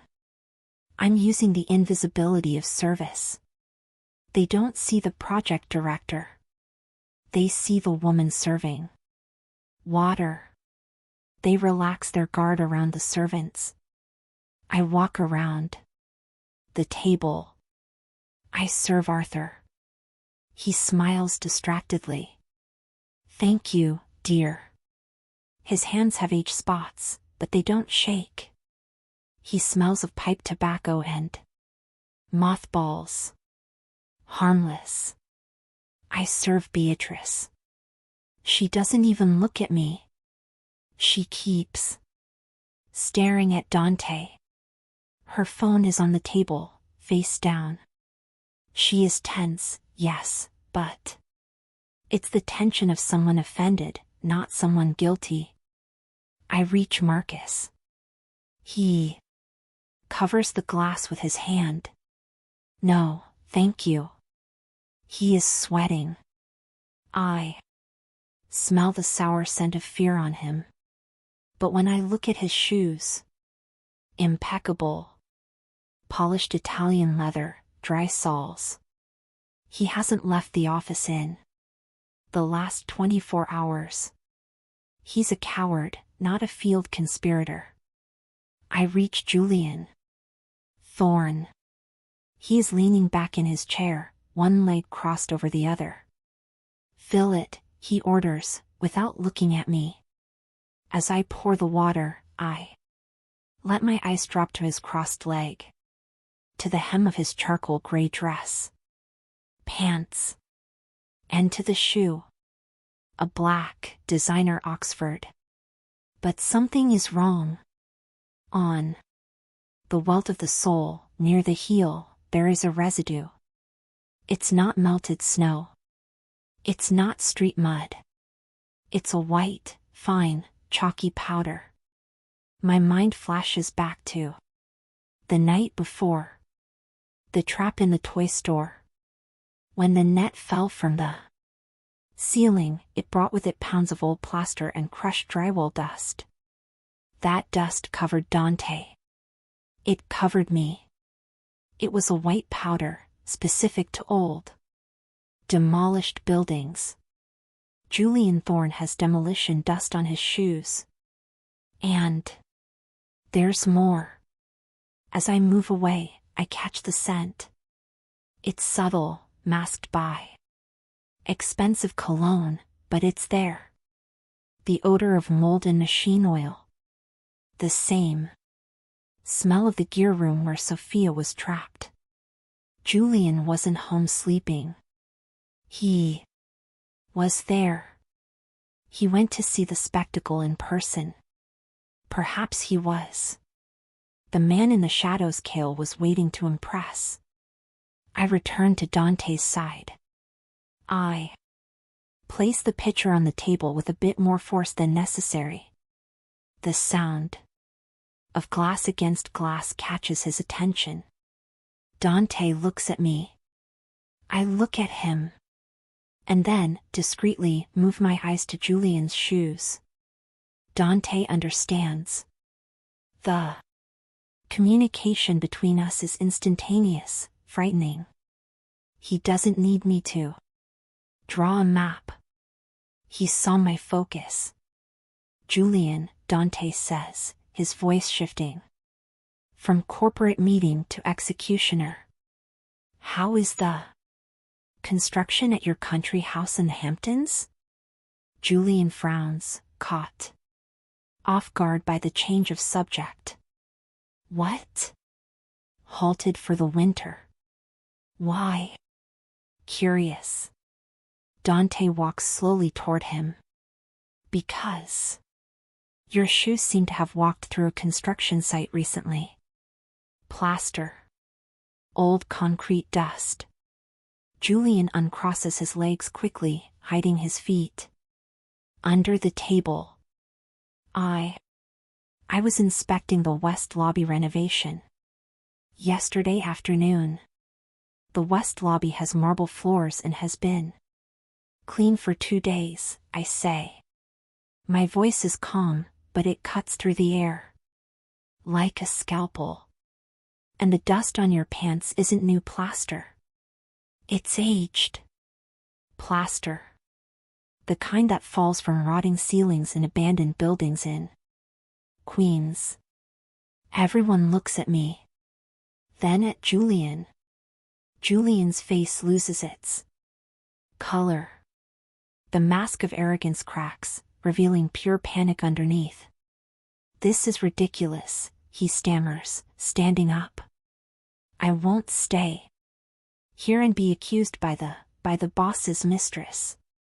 Sit down. Julian, Dante orders. It's not a request. It's a voice command that would make a lion back down. Julian doesn't sit. He reaches into his jacket pocket. Nikolai. Dante shouts. Julian pulls something out. It's not a gun. It's a small black remote control with a single red button. No one. Move. Julian screams, holding the remote high. If I let go of this button, the fire suppression system in the central server will trigger. Not water. Halon gas. It will fry Visser Corp servers and suffocate everyone in this room in 30 seconds. The other board members scream and throw themselves on the floor. Beatrice is crying. Marcus is hyperventilating. Dante doesn't move. He is 3 meters from Julian. You sold my company to Kale. For what, Julian? Envy? For power. Julian spits, his eyes wide with madness. Kale promised to make me CEO when he took control. You're arrogant, Dante. You treat this empire as if it were your divine right. I am the COO. I make this shit work while you play God. Drop the remote, Julian. Kale is arrested. It's over. It's not over if I take you with me. Julian's finger trembles over the button. I am behind. Dante. I see his hand move millimeters toward the gun in the holster under his arm. But Julian is too close. If Dante draws, Julian presses the button before he falls. I need to do something. I look at the table. The heavy crystal water pitcher is within my reach. Julian is focused on Dante. He isn't looking at the servant.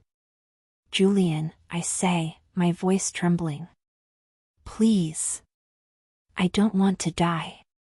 He looks at me for a fraction of a second, with contempt. Shut up. That was enough. I grab the pitcher by the handle and, with a fluid motion I learned carrying heavy trays for years, I hurl it. I don't aim for his head. I aim for the hand holding the remote. The pitcher flies spinning, splashing water and ice into the air. It hits Julian's wrist with a sickening crack of breaking bone. Julian screams. The remote flies from his hand, sliding across the wooden floor. Dante lunges. He doesn't draw his gun. He uses his own body. He hits Julian with a shoulder tackle, slamming him against the glass wall with enough force to make the structure vibrate. Julian tries to fight back, but Dante is pure concentrated fury. A punch to the stomach. A knee to the face. Julian collapses, unconscious and bleeding, before Nikolai can even cross the room. Dante stands over him, panting, adjusting his shirt cuffs. He turns to me. There is water and ice on the floor between us. The rest of the board is huddled under the table. An impressive throw, Dante says, a wild smile curling his lips. Did you play softball in school? Dodgeball, I respond, feeling my knees give way now that the danger has passed. I was the team captain. Nikolai runs in with 2 guards, handcuffing Julian immediately and carefully collecting the remote control. Dante walks to me, completely ignoring the terrified executives on the floor. He takes my hands, checking if I'm hurt. You identified the traitor. You disarmed him. He shakes his head, incredulous. Elena Rossi, you are the most dangerous woman who has ever entered this building. I just wanted the meeting to end, I joke nervously. The meeting is over. Dante turns to the board members who are starting to stand up, trembling. Leave. All of you. Visser Corp is under new operational management. And if anyone leaks a word about what happened here today, Julian Thorne will look like a lucky man. Compared to what I'll do to you. They flee to the elevator like rats, abandoning a ship. We are alone in the penthouse, with the unconscious traitor being dragged out. And now? I ask. Dante looks at the snow outside. Then at me. Now, Elena, the internal danger is over. The external one is contained. He steps closer, and this time, there is no hesitation. He places his hand on the back of my neck, his fingers interlaced in my tied-up hair. Now, I think we have a Christmas to save. And he kisses me. It's not a soft kiss. It's a kiss of adrenaline, of possession, of relief. It tastes like coffee and danger. I respond, grabbing his shirt, pulling him closer, letting the fire between us consume the winter cold. Dante's winter might be freezing, but I'm beginning to discover that it burns. The kiss ends not because we want it to, but because we need to breathe. Dante pulls back millimeters, his forehead resting against mine. His hand is still on the back of my neck, his thumb stroking the sensitive skin behind my ear. The world around us is a mess, water and ice on the floor, an overturned chair, the heavy silence of an empty boardroom. But in the small space between us, the air vibrates. Sir Nikolai's voice comes from the elevator door, heavy with an embarrassed apology. The cleaning crew is coming up. And the police are downstairs asking about Mr. Thorne's accident. Dante let out a frustrated sigh but didn't take his eyes off mine. Tell them Mr. Thorne slipped on the ice. Dante responds, his voice raspy. And that he's going to need a very good lawyer and an orthopedic surgeon. Yes, sir. Nikolai disappears, the doors closing. Dante finally pulls away, running a hand through his hair. The mask of control is returning, but I see the cracks in it. The ruthless businessman is still there, but now there is something more. Desire. Are you okay? He asks, looking at my hands. I'm shaking, I admit, hiding my hands in the pockets of my tailored pants. I just broke a man's wrist with a water pitcher. I decorate trees, Dante. I don't assault executives. You defended yourself. And you defended me. He reaches out his hand. Come. Enough business for today. He guides me out of the boardroom, past the assistants area, who pretend to be extremely busy looking at their phones, and takes me to a part of the penthouse I hadn't seen yet. A double door of solid oak opens to what can only be described as a sanctuary. It is his private library. Walls lined with books. From floor to ceiling, a lit fireplace, worn leather armchairs, and a panoramic view of snow-covered Central Park. It's warm, dark, and smells of whiskey and old paper. I come here when I want to forget I'm Dante Visser, he says, going to a sideboard and pouring 2 shots of cognac. The world outside demands the shark. In here, I try to be just a man. He hands me the glass. Our fingers touch, and the electricity is still there, buzzing. And who is that man? I ask, taking a sip. The liquid burns. pleasantly, calming my nerves. Someone who is tired of being surrounded by people who want something from him. He sits on the edge of his desk, watching me. Money, power, influence. Everyone looks at me and sees an ATM or a rung to climb in life. Julian was my CO for 5 years. I was the best man at his wedding.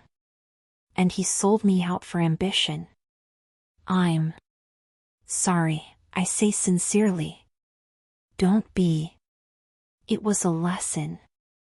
He puts the glass on the table and walks to me. But you looked at me at the marina. I mean, in the ballroom, and you didn't see the billionaire. You saw a man about to die. And you ran toward the bomb. It was instinct. It was character. He holds my chin, lifting my face. Elena, what I said about the contract, about you working for me, it's true. I need you in the company. But what happened in that boardroom, what happened just now, that's not in the contract. No. I whisper. That's something else. I don't mix business and pleasure. It's a rule of mine. He runs his thumb over my lower lip, and my heart races. But since you crashed my stage last night, I've broken all my rules. I brought your family into my home. I punched a man for insulting you. And now, the only thing I can think about isn't the stock price or the police. It's how you would look on this desk, without that suit. My breath catches. His bluntness is disarming. Dante. I'm an electrician's daughter. My life is in Queens. My father fixes watches. We don't belong to this world. You just dominated this world in 24 hours, he counters. You belong wherever you want to be. The question is, where do you want to be? I look at him. At the loneliness in the gray eyes he tries to hide with power. At the way he protected me in the toy store. I want to be here, I admit. Dante smiles. Not the predatory smile of the boardroom, but a genuine smile that reaches his eyes. Then stay. He leans in and kisses me again. This time, there is no rush. It's a slow, deep, exploratory kiss. He savors my mouth as if it were the most expensive cognac in his collection. My hands move up to his neck, pulling him closer. I feel his hard body against mine, the scent of sandalwood enveloping me. He picks me up, sitting me on the edge of the desk, pushing aside papers and gold pens. I am at his eye level. He fits himself between my legs, his hands running along my thighs covered by the fine fabric of the pants. The Christmas dinner, I murmur against his lips, trying to maintain a thread of sanity. My father. Sophia. They are downstairs, playing Monopoly with 2 ex-Marines I hired to protect them. They are happy. He kisses my neck, finding a sensitive spot that makes me gasp. Let me take care of you for an hour. Just you and me. No bombs. No traitors. 1 hour, I agree, my voice failing.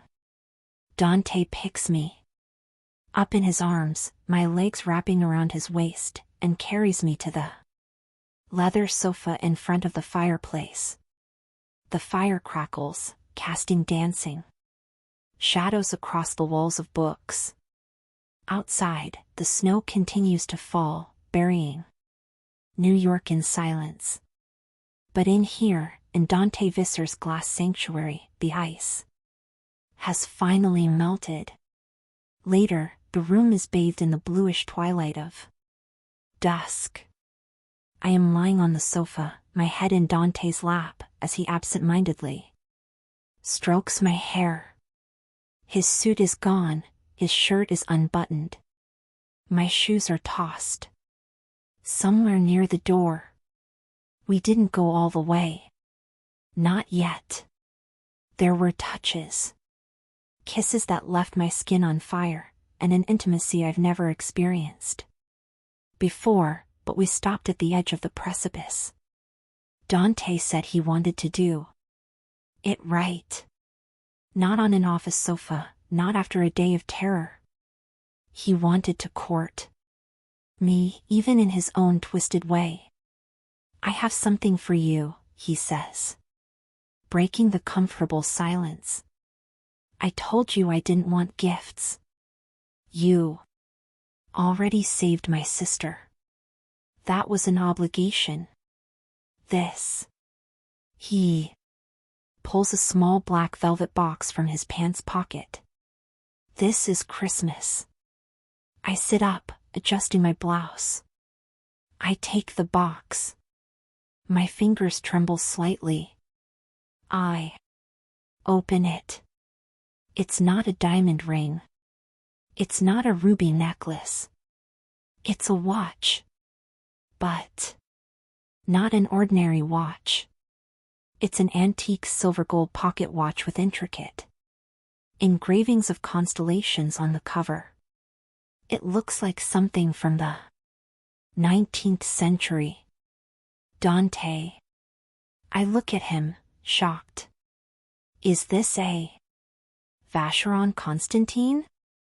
This must be worth a fortune. It belonged to my great-grandfather, the man who built the first Visser hotel. He takes the watch from the box and opens it. The internal mechanism is visible, a complex ballet of tiny gears and rubies. It had been broken for 20 years. No one could fix the main axle without damaging the original piece. He turns the watch over. On the back, there is a new, fresh engraving. For Elena, who fixes what is broken. Christmas 2025. I took it to your father 2 months ago, Dante confesses. I didn't know he was your father at the time. I just knew Enzo Rossi was the best. He spent weeks working on it. He told me the secret wasn't to force the gears, but to listen to them. I feel tears sting my eyes. My father fixed this? Yes. And now it's yours. Because you have the same gift he does. You hear what no one else hears. I can't accept this. It's a family heirloom. You are my family now, Elena. His voice is deep, solemn. I decided that the moment you threw that water pitcher, you are part of the history of this empire. He places the watch in my hand and closes my fingers over the cold metal. Merry Christmas, my savior. I lean in and kiss him, a soft kiss full of gratitude and something that's starting to feel dangerously like love. Merry Christmas, my monster. The moment is perfect. But, like everything in Dante's life, perfection is only the eye of the storm. His phone rings on the table. A shrill ring that breaks the magic. Dante frowns and reaches for the device. He looks at the screen and the color drains from his face. Who is it? I ask, feeling the fear return. It's the number of the private prison where Kale is. He answers, putting it on speaker. Visser. Mr. Visser. The prison director's voice is trembling. We have a problem. There was a failure in the perimeter security system. A massive cyber attack. The cells were opened remotely.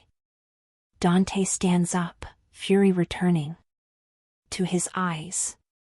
Where is Kale? He's gone, sir. But he left something in the cell. A message painted on the wall. What does the message say?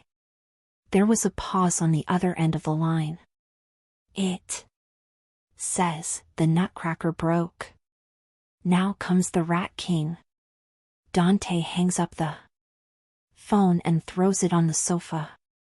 He walks to the window, looking out at the glittering city. He escaped. I stand up, clutching the gold watch to my chest. The peace lasted only a few hours. The sanctuary has been violated. What do we do now? I ask. Dante turns around. The lover has disappeared. The general is back. Now we stop playing defense. If Kale wants to be the Rat King, he's going to find out that I am the exterminator.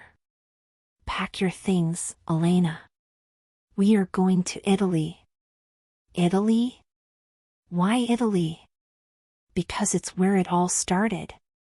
And it's where I'm going to end it. Dante's private jet, a matte black Gulfstream G650, cuts across the Atlantic at 50,000 feet. Inside, the cabin is quieter than a library. Sophia finally fell asleep in an armchair that converts into a bed, hugging a teddy bear a flight attendant gave her. My father is sitting across the aisle, looking out the window into the infinite darkness, spinning a wedding ring he hasn't taken off since Mom died. He looks pale. Italy isn't a vacation trip for him, it's a return to the place he fled from. Dante and I are in the back of the plane, in a secluded conference area. There are maps spread across the walnut table. Not street maps, but maps of influence. Families, territories, smuggling routes. The Rat King, I say, tracing the name written in the dossier. It's a phenomenon of nature, isn't it? When several rats get their tails intertwined and stuck together. It's a monstrosity, Dante corrects, pouring himself some sparkling water. He hasn't touched alcohol since the call from the prison. And it's a perfect metaphor.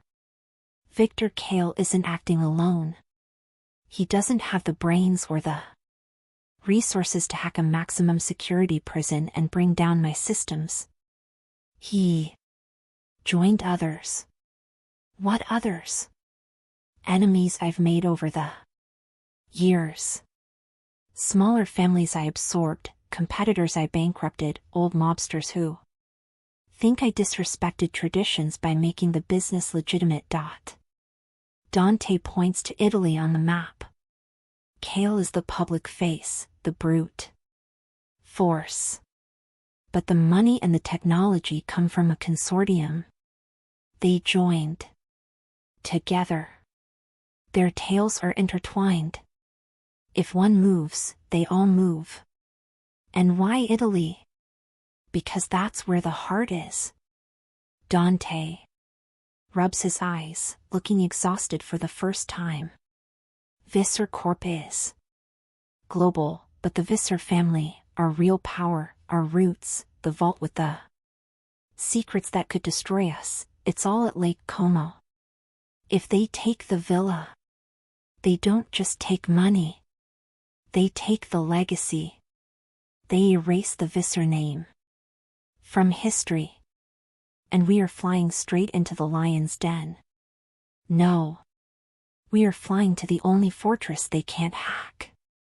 Villa Oscura has no servers connected to the cloud. It has no smart locks. It is stone, iron, and loyal guards who have served my family for 3 generations. It's analog.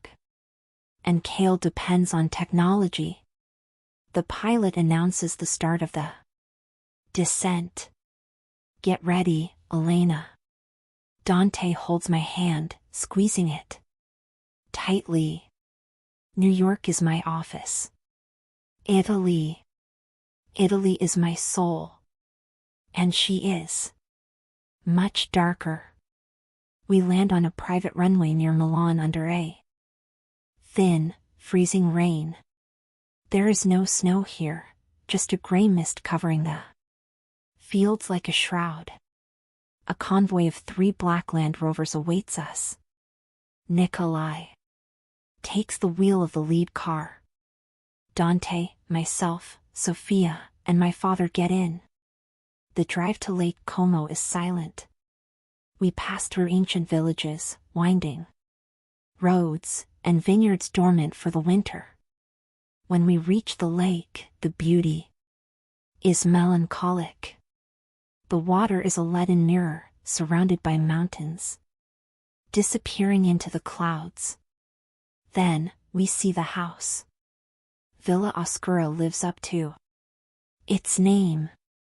It is an 18th century palace, perched on a rocky promontory projecting over the lake.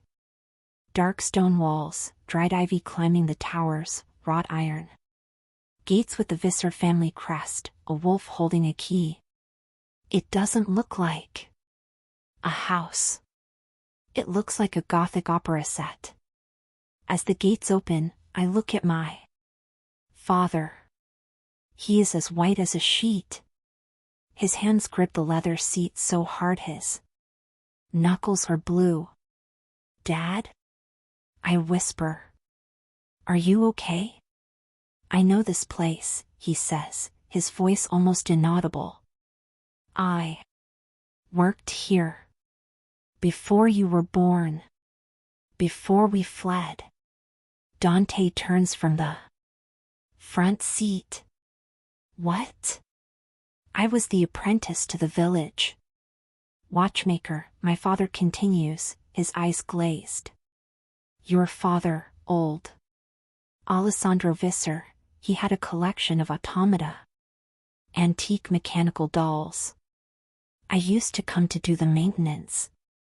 Alessandro Visser died 15 years ago, Dante says, his voice hard.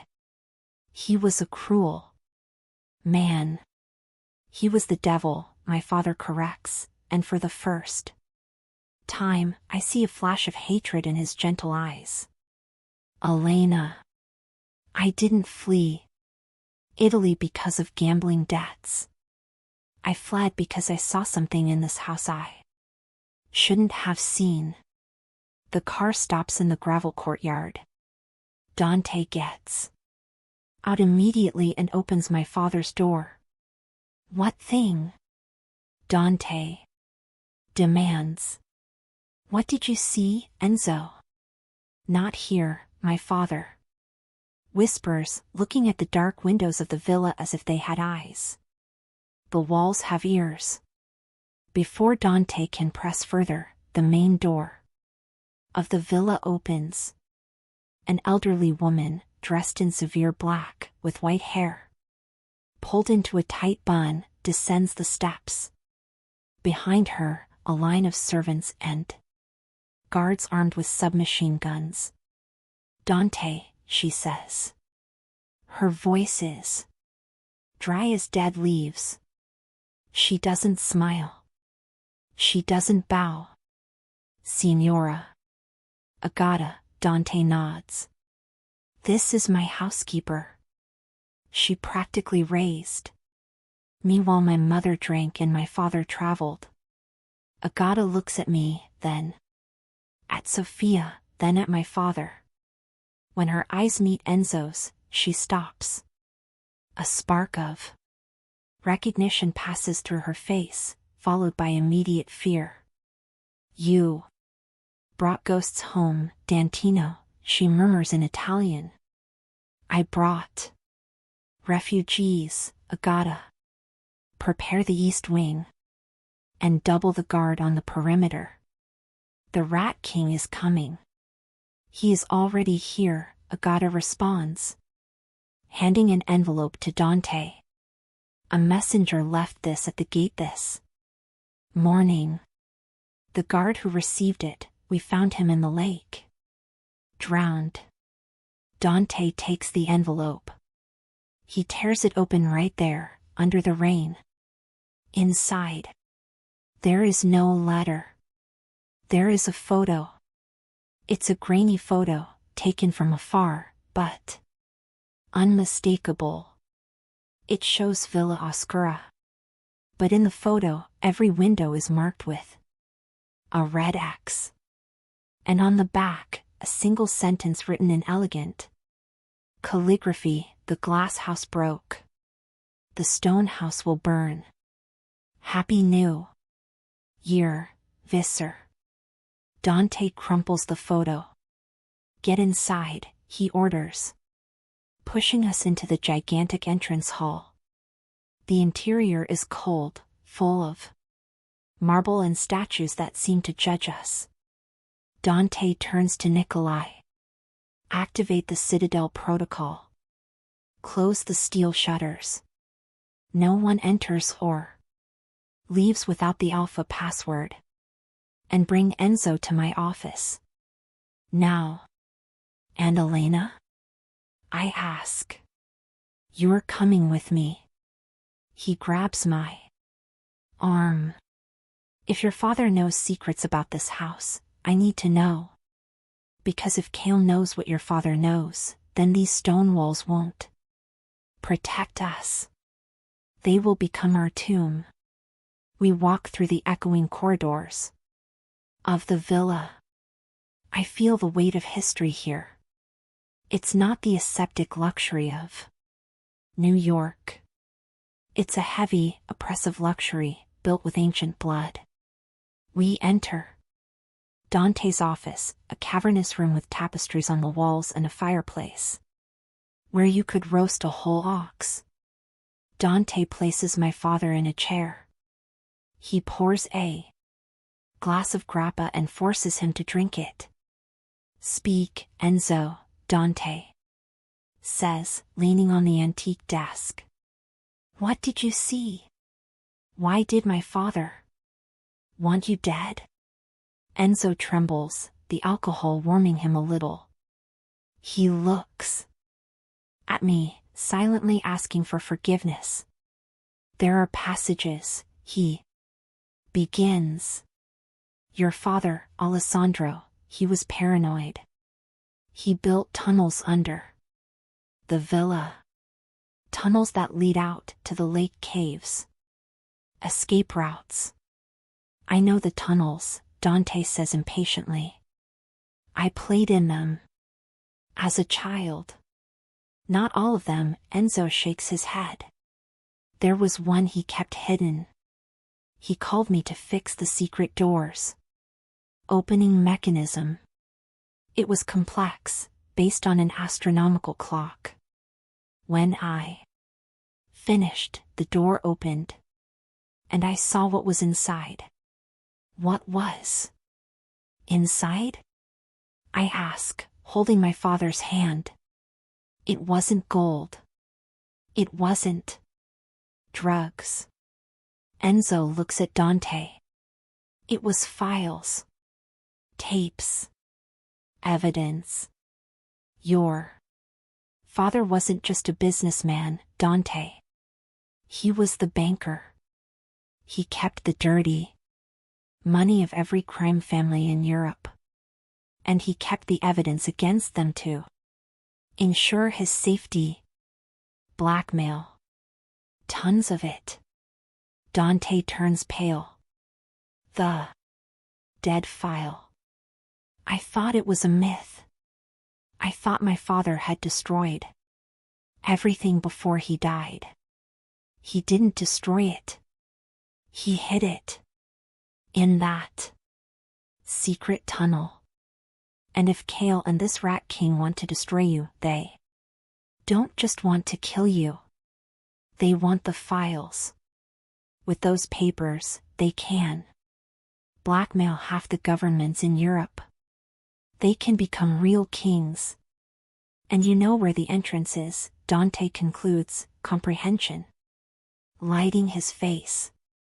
That's why Kale went after you in New York. It wasn't just to plant the bomb. The bomb was a distraction. They wanted to kidnap you, so you would open the vault. Yes, Enzo cries.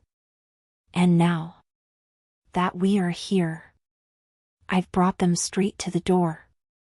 The sound of a distant explosion shakes the villa. The crystal chandelier tinkles. The lights flicker and go out, plunging us into darkness, lit only by the embers of the fireplace. Nikolai runs in with a tactical flashlight. Sir, the villa's power substation has been destroyed. We are on the emergency generator. And the thermal sensors detected movement in the forest. Multiple targets. Dante draws his gun. In the gloom, he looks like a prince of darkness ready for the final battle. They aren't going to wait for the new year, Dante says. The siege has begun. He turns to me. Elena, you said you knew where the ventilation ducts of a toy store are. Do you think you can navigate 18th century smuggling tunnels? I look at my father, then at Dante. Fear has turned into something cold and hard in my stomach. If there's a map, I'll read it. If there's a way, I'll find it. Good. Dante cocks the gun. Because we're going down. If Kale wants my father's legacy, he's going to have to go through us too. Get it? Villa Oscura shakes again. This time, it's not thunder, but the dull sound of explosives being detonated at the outer gates. The siege has stopped being a silent threat and become a loud invasion. Agata, Dante says, his voice cutting through the panic beginning to settle in the corridor. Take Sophia to the Cucina Vecchia. The bread oven has a false wall behind it. Hide her there. And if anyone who isn't me or Nikolai enters, I know what to do, Dantino. The old housekeeper pulls a heavy, antique revolver from the folds of her black dress. I wiped your father's knees and I wiped the blood of his enemies from this floor. No one touches the girl. Sophia grabs my hand. Her eyes are wide, reflecting the red emergency lights flashing in the corridor. Elena. Go with Agata, Sophie.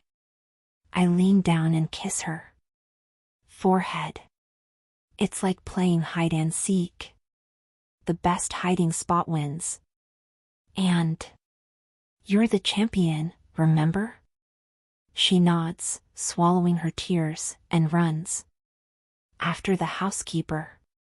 Seeing my little sister disappear into the darkness of a besieged mansion breaks my heart, but I don't have time to bleed.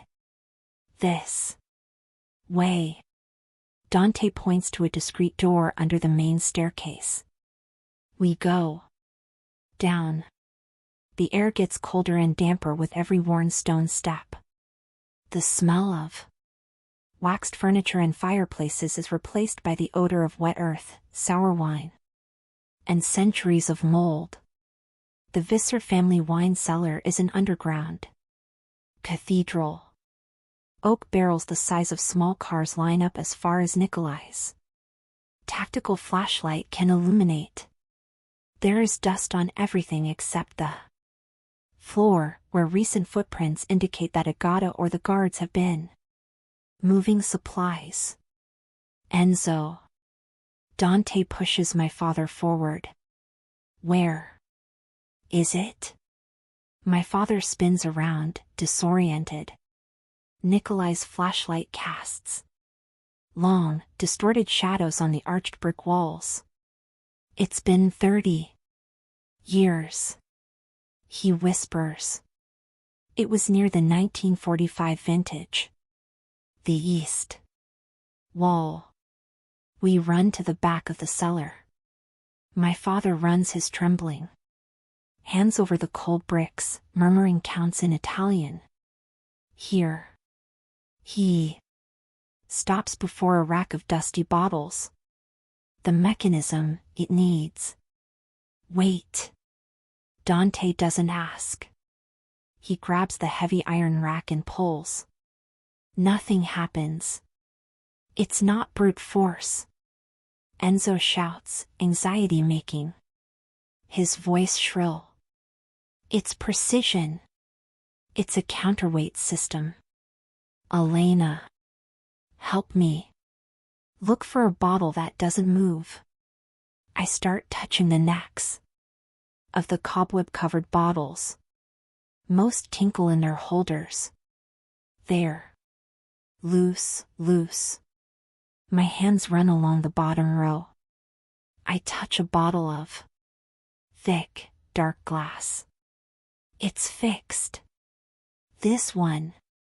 Turn it, Enzo says. Clockwise. As if you were winding a clock. I hold the base of the bottle. The glass is freezing. I turn. Click. Clack. Thump. The sound of heavy gears grinding stone against stone echoes in the cellar. A section of the brick wall, 2 meters wide, slowly recedes inward and slides to the left, revealing an absolute darkness that smells of stagnant water and dead secrets. The tunnel, Dante says, illuminating the passage with his gun. We enter. As soon as we pass, Dante finds an internal lever and closes the false wall behind us. The sound of the outside world, the explosions, the distant shouts of the guards, is abruptly cut off. Now, there is only our breathing and the sound of dripping water. The map in my head says this leads to the lake caves, Dante whispers. But you said there's an intermediate chamber, Enzo. Where? 300 paces. There's a fork. Left leads to the lake. Right leads to the heart dot. We walk in single file. Nikolai in front, rifle raised. Then Enzo, me, and Dante in the rear. The tunnel is narrow, claustrophobic. The walls were carved into living rock, supported by wooden beams that look rotten. I feel the panic of a confined space tighten my throat. Breathe, Elena. You've worked in attics smaller than this. Stop. Nikolai raises his fist. We stop. What is it? I ask. Draft, Nikolai whispers. Coming from ahead. But the air is warm. Explosives, Dante concludes. Grimly. Kale isn't trying to come through the gates. He's blowing up the lake caves to come in from below. He knows about the tunnels. He can't know the exact path, I say. It's a labyrinth. Rats are good at labyrinths, Dante responds. Let's go. Fast. We pick up the pace. The floor is uneven and slippery. I trip. twice, but Dante catches me before I fall. We reach the fork. To the left, I smell ozone and cordite smoke. They are coming that way. Right. Enzo points to an even narrower and darker tunnel. We enter. 20 meters. Later, we reach a massive circular steel door, looking like a submarine hatch. Or an old bank vault door. In the center, there is no digital or biometric lock. There is a series of brass discs with zodiac symbols and Roman numerals. The astronomical clock, Enzo says, falling to his knees before the door. He takes off his glasses and wipes them on his shirt, his hands shaking. So much he almost drops them. I built this. I built this so that only Alessandro could open it. Can you open it now? Dante asks, looking back into the darkness of the tunnel. We hear voices now. Shouts echoing off the stones. They are close.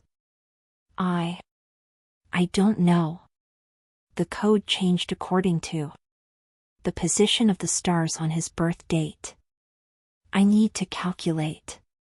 Calculate fast, Nikolai says, positioning himself behind a rock, pointing his rifle at the curve of the tunnel. We have company. Elena, Dante pulls me to the side of the door. Light it up. For your father. Keep him calm.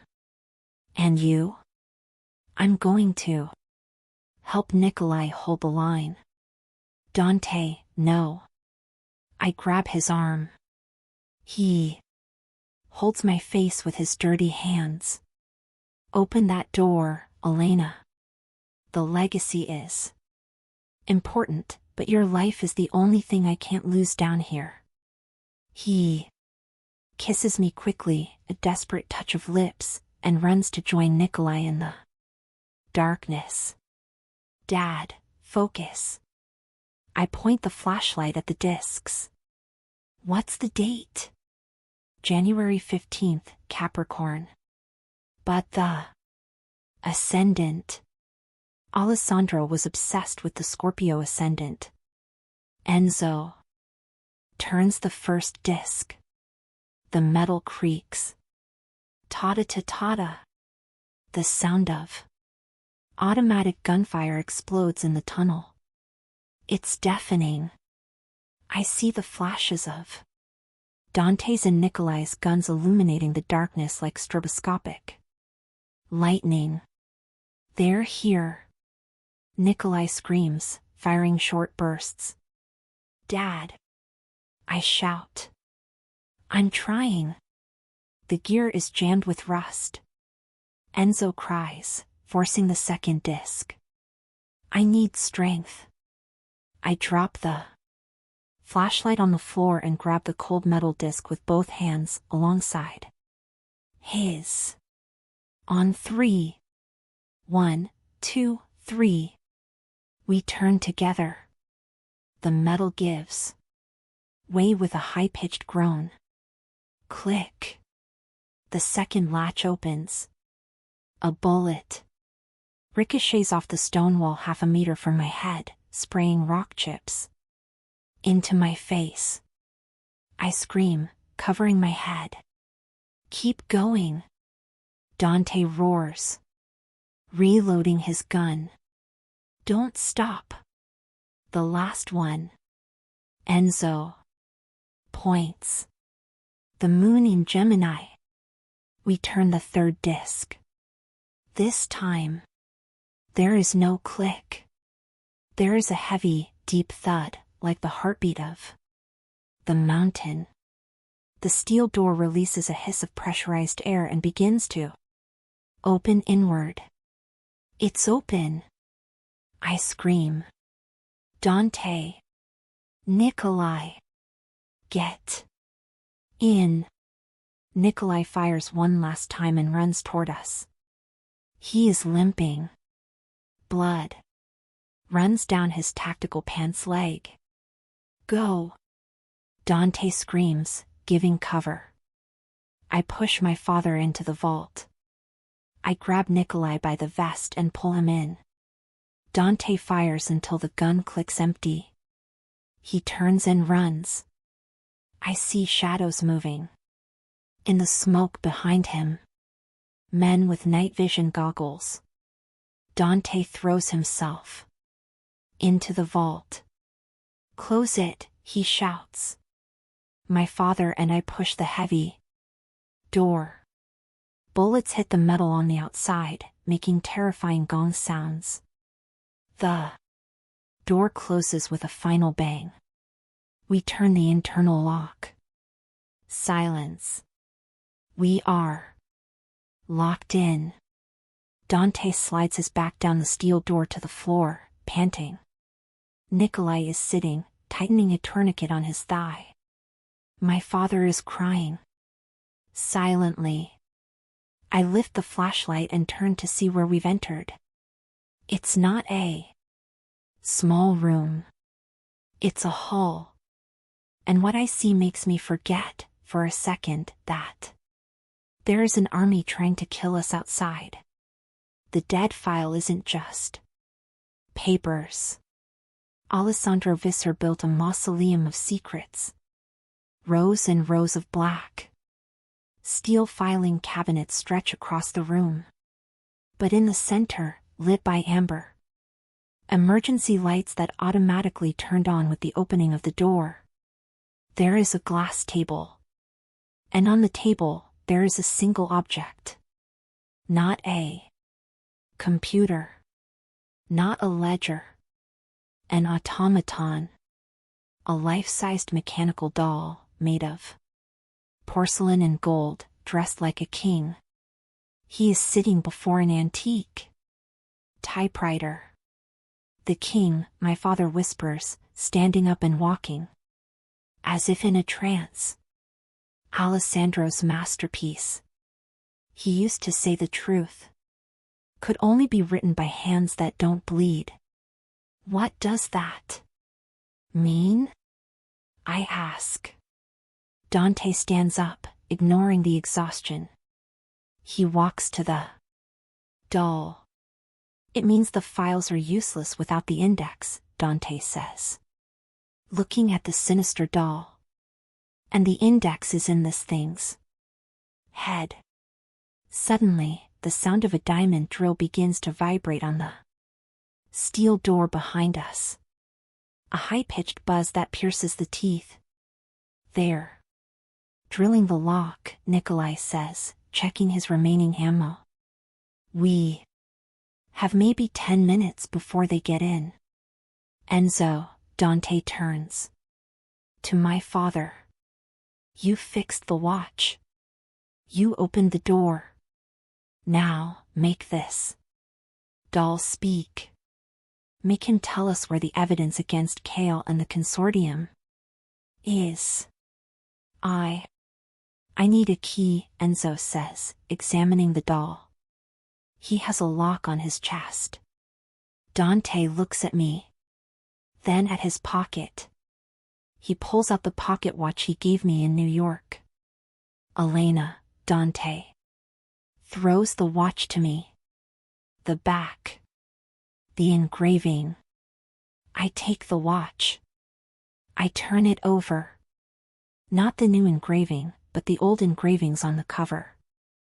The wolf and the key. I look at the doll's chest. There is a depression in his gold vest. It's the exact shape of the Vacheron Constantin watch. It's not just a watch, I realize, the weight of the object seeming to double in my hand. It's the master key. Put it in, Dante orders. Let's see what my father hid from the world. I walk to the doll. His porcelain hands are hovering over the typewriter keys. The face is painted with an expression of eternal sadness. I fit the watch into the automaton's chest. I turn it. The doll comes to life. The head moves. The gears buzz. And the porcelain fingers begin to type furiously on the typewriter, the sound of the keys clack clack clack echoing like gunshots in the chamber, competing with the drill trying to bring down the door behind us.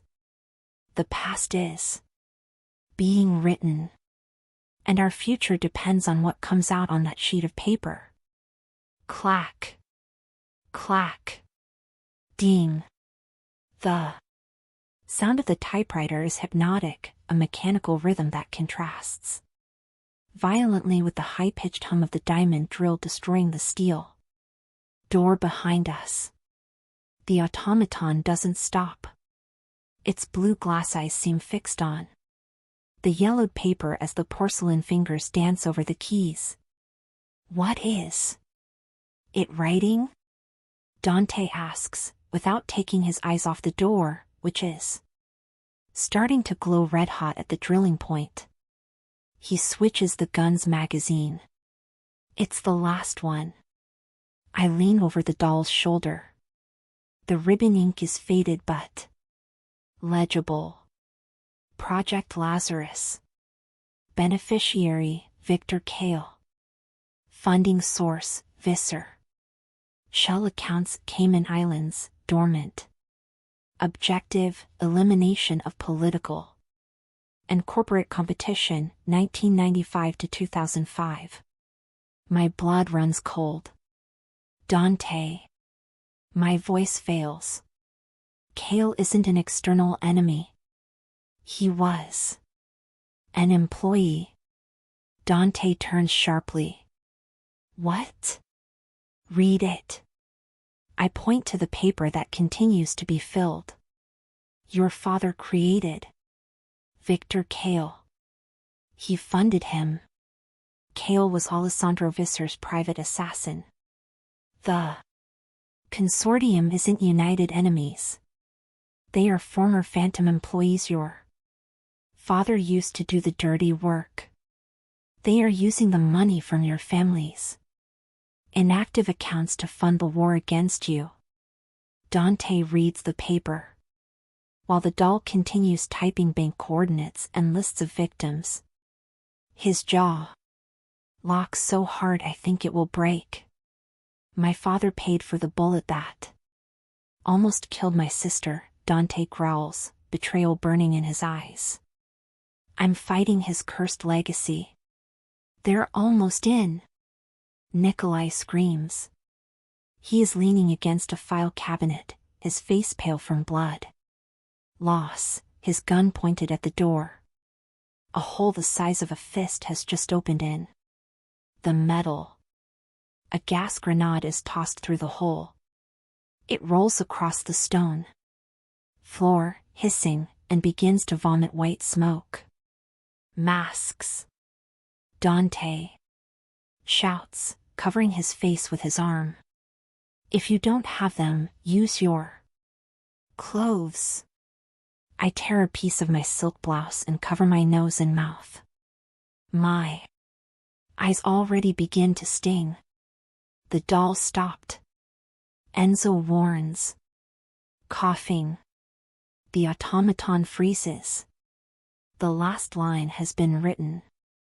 But it doesn't release the paper. Instead, the doll's chest opens with a soft click, revealing a small internal safe where the heart should be. Inside, there is a small black book, bound in leather. The original ledger. The physical proof. I grab it. It's heavy. We have the book. I scream. How do we get out of here? The main door explodes. The hinges give way to the heat and pressure, and the steel plate falls inward with a deafening crash. Shadowy figures emerge in the smoke. Men with gas masks and laser rifles. Fire! Dante orders, shooting blindly at the entrance.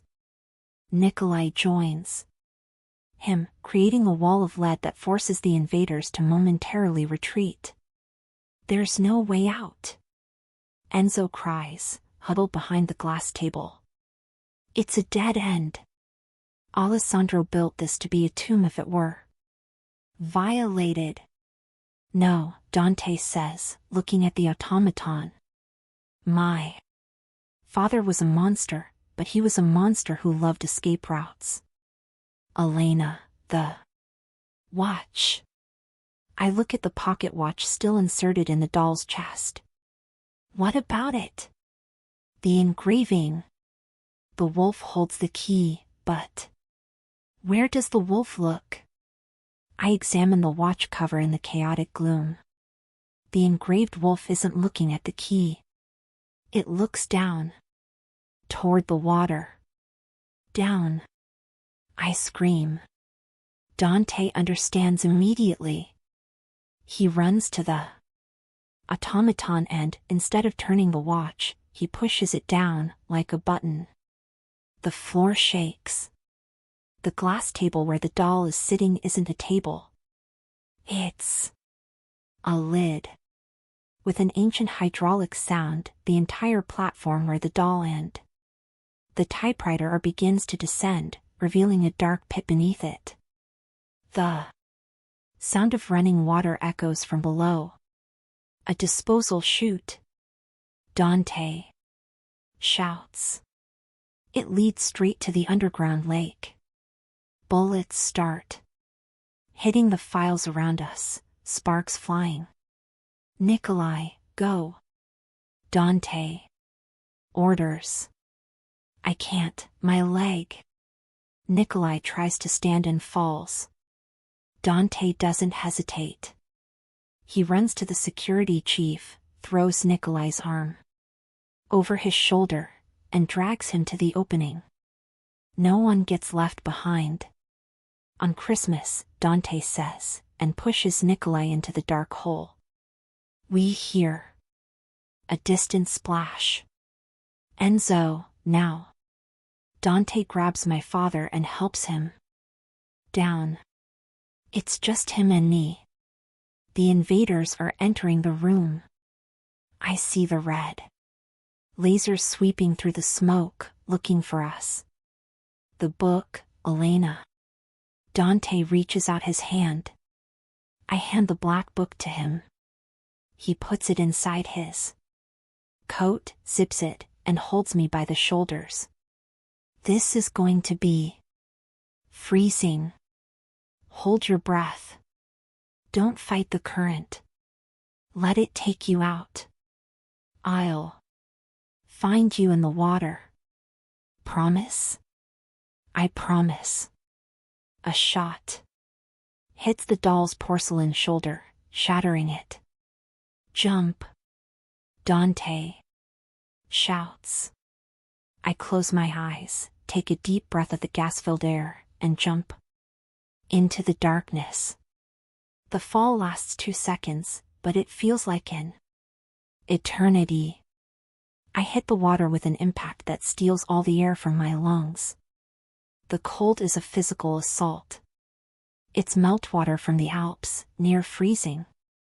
The current is violent. It grabs me and drags me through a smooth stone tube. I'm spinning, not knowing which way is up or down. Everything is darkness and the roar of water. I fight the panic. Don't fight the current. Suddenly, I see a faint light above the surface. I kick with all the strength I have left, my heavy boots pulling me down. I break the surface, gasping, pulling in air desperately. I am in a sea cave, at the base of the cliff where Villa Oscura was built. The cave opening looks out onto the open lake, where rain is falling torrentially. Elena. Dante's voice. I spin in the water. He is a few meters away, holding Nikolai, who is semi-unconscious, by the collar of his vest. My father is clinging to a rock near the exit, trembling uncontrollably. I'm here. I scream, my teeth chattering. We have to get out. Dante swims to me, holding Nikolai with one arm and grabbing me with the other. There's an emergency boat hidden in the rocks. Out there. We swim to the cave exit. The lake is rough, gray waves crashing against the stones. Up there, at the top of the cliff, Villa Oscura is in flames. Kale, or his men, set the mansion on fire. The fire lights up the rainy night with an apocalyptic orange glow. The Visser legacy burning. We reach a small sheltered cove. Dante pulls back a camouflage tarp, revealing a small, fast black motorboat. He tosses Nikolai inside, helps my father, and then pulls me in. I fall to the boat floor, drenched, shaking violently. Dante is the last to get in. He goes straight to the control panel, starts the engine, and the boat roars to life. He steers us away from the coast, accelerating into the middle of the lake, where the darkness and rain will hide us. I look back at the burning house. It's over, I whisper, chattering my teeth. They destroyed everything. Dante lets go of the wheel for a second to take off his soaked coat and place it over me and my father. He pulls the black book from an airtight bag that was attached to his belt. He holds the book up in the rain. They burned the stone, Dante says, and there is a wild and terrifying smile on his face, lit by the distant fire of his ancestral home. But we stole the soul. With this book, Elena, I'm not just going to arrest them. I'm going to hunt them, one by one, and I'm going to buy their gravestones with the very money they stole from me. He accelerates the boat toward the darkness of Switzerland, on the other side of the lake. I am freezing, exhausted, and homeless. But as I look at Dante Visser piloting through the storm, I realize I have never felt so safe. His winter is cold, but he is the only fire that matters. Chapter 13, The Silence of the Alps. The crossing of Lake Como to the Swiss border is a blur of freezing water and numbing adrenaline. When we dock at a private pier near Lugano, the rain has turned back into heavy snow. A car awaits us. Not an armored Land Rover this time, but a discreet gray transport van with the logo of a Swiss catering company. The driver is a man who asks no questions, just hands Dante a medical kit and drives. The safe house isn't a mansion. It's a modern architecture chalet embedded in a mountainside, glass and white concrete hidden among dense pines. It's sterile, functional, and most importantly, invisible. As soon as we enter, the controlled chaos begins. Nikolai on the sofa. Dante orders, tearing the tactical chief's pants to expose the wound. The bullet went through the thigh. It's bleeding a lot, but it didn't hit the artery. My father, shaking from hypothermia, is taken for a hot bath. I stay in the main room, wrapped in thermal blankets, watching Dante work. He cleans and stitches Nikolai's wound with steady hands, using the medical kit as if it's something he does every Tuesday. Agata? I ask, my teeth chattering. Sophia? Dante doesn't stop stitching. The satellite phone is in the kitchen. Call channel 4. The password is Vesuvius.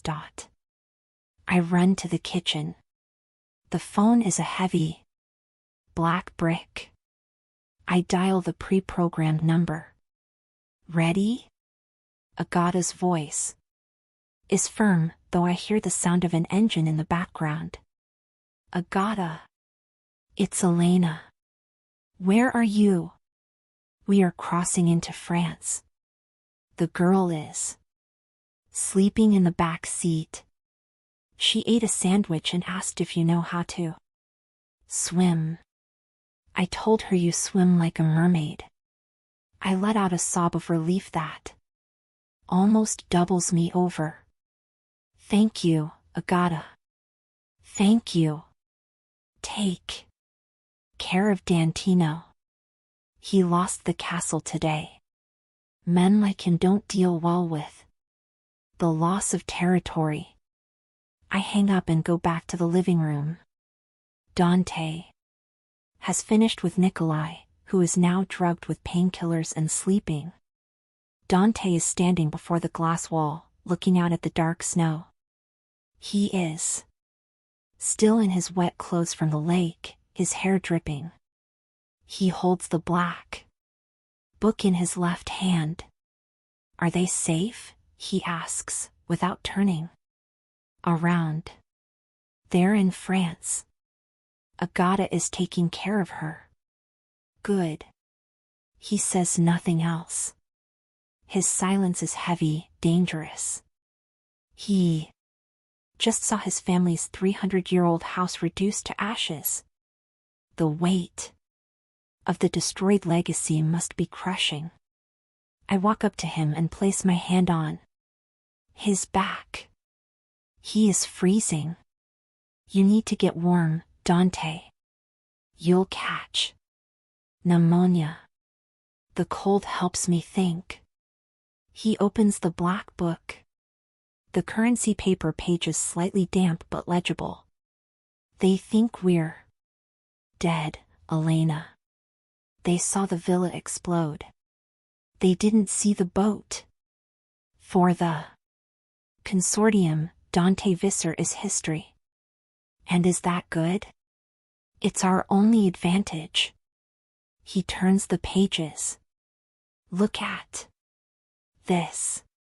He points to a list of recent transactions. December 31st. Vienna. Hofburg Palace. Event, Imperial Masquerade Ball. Asset transfer, midnight. A New Year's ball? I ask, incredulous. Not just a ball. It's the annual meeting of the consortium summit. They hide in plain sight, in the middle of European high society. Politicians, bankers, tech moguls, and Victor Kale. They're going to divide your empire at midnight. I realize. Like vultures dividing a carcass. Exactly. They're going to celebrate my death and the acquisition of Visser Corp while drinking champagne and waltzing. Dante closes the book with a sharp snap. I'm going to take a shower. And then, we're going to plan how to ruin their party. An hour later, we are sitting before the chalet's minimalist gas fireplace. Dante wears dry clothes he found in the chalet's closet, sweatpants and a tight white t-shirt. I am in an oversized wool sweater. That makes me look even smaller beside him. My father is sleeping in the guest room. Nikolai is snoring on the sofa. We are alone on the plush rug, with a bottle of open Swiss wine between us and the black book open. There are 12 main names, Dante says, circling them with a pen. Kale is the armed branch. But the money comes from this man. He points to a name, Lord Alistair Sterling. Sterling. I frown. Marcus's father? Your CFO in New York? The very one. The father controls the son. Marcus was nervous at the meeting not because he was afraid of me, but because he knew his father was funding my destruction. It's a web, Elena. All connected. And how are you going to bring them down? Hand the book over to Interpol? Interpol would take months to investigate. Lawyers would step in. Evidence would disappear. No. Dante pours more wine. Justice needs to be public and immediate. I need to destroy their reputation, their money, and their freedom. In the same second. How? The ball at the Hofburg is broadcast live to all of Europe. It's a prestigious charity event. I'm going to hack the broadcast system. At midnight, when they are toasting the new future, I'm going to project every page of this book on the ballroom screens. And on every TV tuned in. And Kale? Kale is personal. Dante's voice darkens. While the world sees their fraud, I'm going to find Kale in the middle of that ballroom and I'm going to finish what I started in the toy store. He looks at the fire, and I see the exhaustion finally hit him. His shoulders drop slightly. I'm sorry about the villa, I say softly. I know it was important to you. Dante shakes his head. It was a museum of horrors, Elena. I kept that house because I thought it was my duty to protect the past. But my father, he built that with blood and lies. Maybe it needed to burn so I could be free. He turns to me, his gray eyes reflecting the flames. The only thing that scared me today, the only thing that made me feel real fear, was when you jumped into that dark hole. For a second, I thought the water had taken you. I'm a tough one to beat, remember? Captain of the dodgeball team. Dante doesn't smile. He reaches out and touches my face, tracing the line of my jaw with his thumb. You are much more than that. You are the only real thing I have. Everything else, the money, the hotels, the war, feels great compared to seeing you breathing beside me. My heart races. The wine, the heat of the fire, the survival, everything amplifies the moment. Dante. I know it's not the right time. We are on the run, we are hurt. But I need to know. When this is over.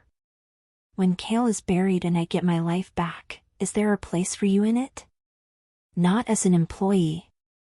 Not as a guest. As what? As my equal. He leans in, bringing his face close to mine. The winter is long, Elena. I don't want to spend it alone ever again. I look at him. At the man who burned his past to save us. At the man who gave me a gold watch and a purpose. Where you go, I respond. Whether it's to a ball in Vienna or to hell.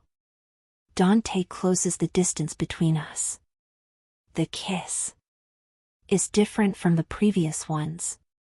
It isn't desperate or hurried. It's a promise.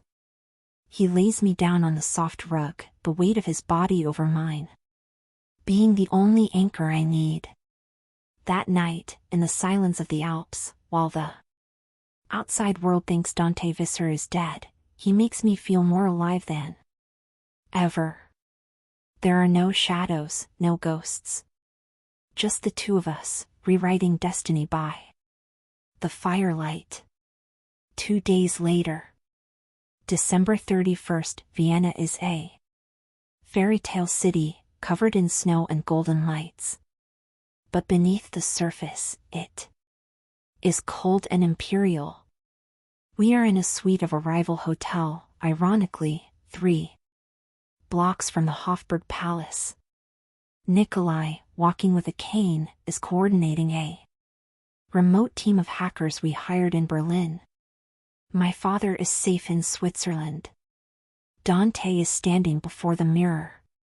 He doesn't look like a man who just came back from the dead. He looks like a king about to reclaim his throne.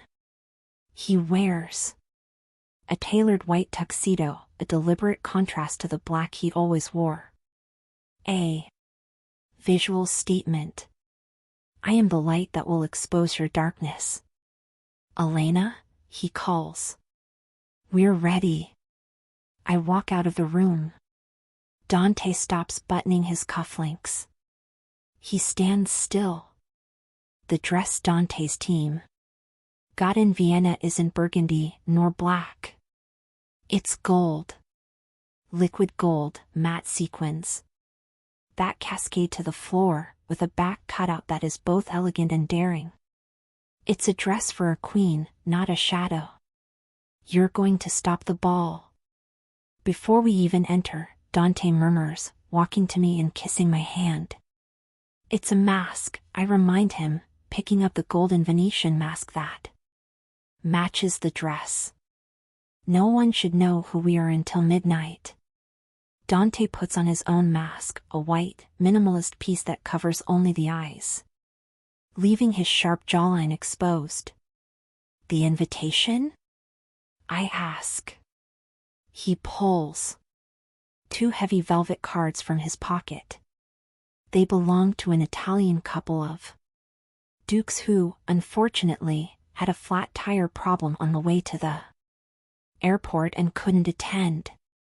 Courtesy of Nikolai.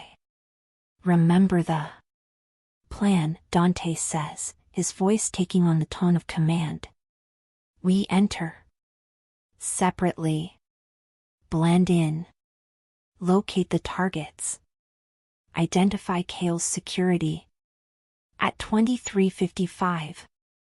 We meet under the central clock. And at midnight? At midnight, their carriage turns into a pumpkin. And we blow up their world. He offers me his arm. Ready to dance, Ms. Rossi? I accept his arm, feeling the hard muscle under the expensive fabric. His grandfather's pocket watch ticks against my chest, hidden in the bodice of the dress. Play the music, Mr. Visser. We step out into the freezing Vienna night. The carriage awaits us. The final ball has begun. The Hofburg Palace is not just a building, it is a monument to imperial vanity. Under the gigantic crystal chandeliers, 1,000 people spin to the sound of the blue Danube.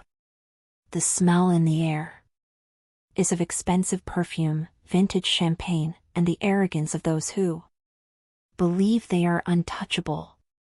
Dante and I separate at the entrance.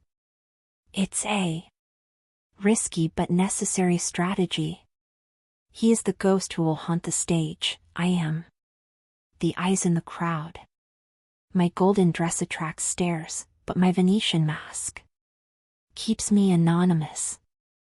I walk among dukes, politicians, and billionaires, holding a glass of champagne I don't intend to drink. My heart beats in time with the orchestra, fast and strong. 23:45, I locate the first target near the chocolate fountain. Lord Alistair Sterling.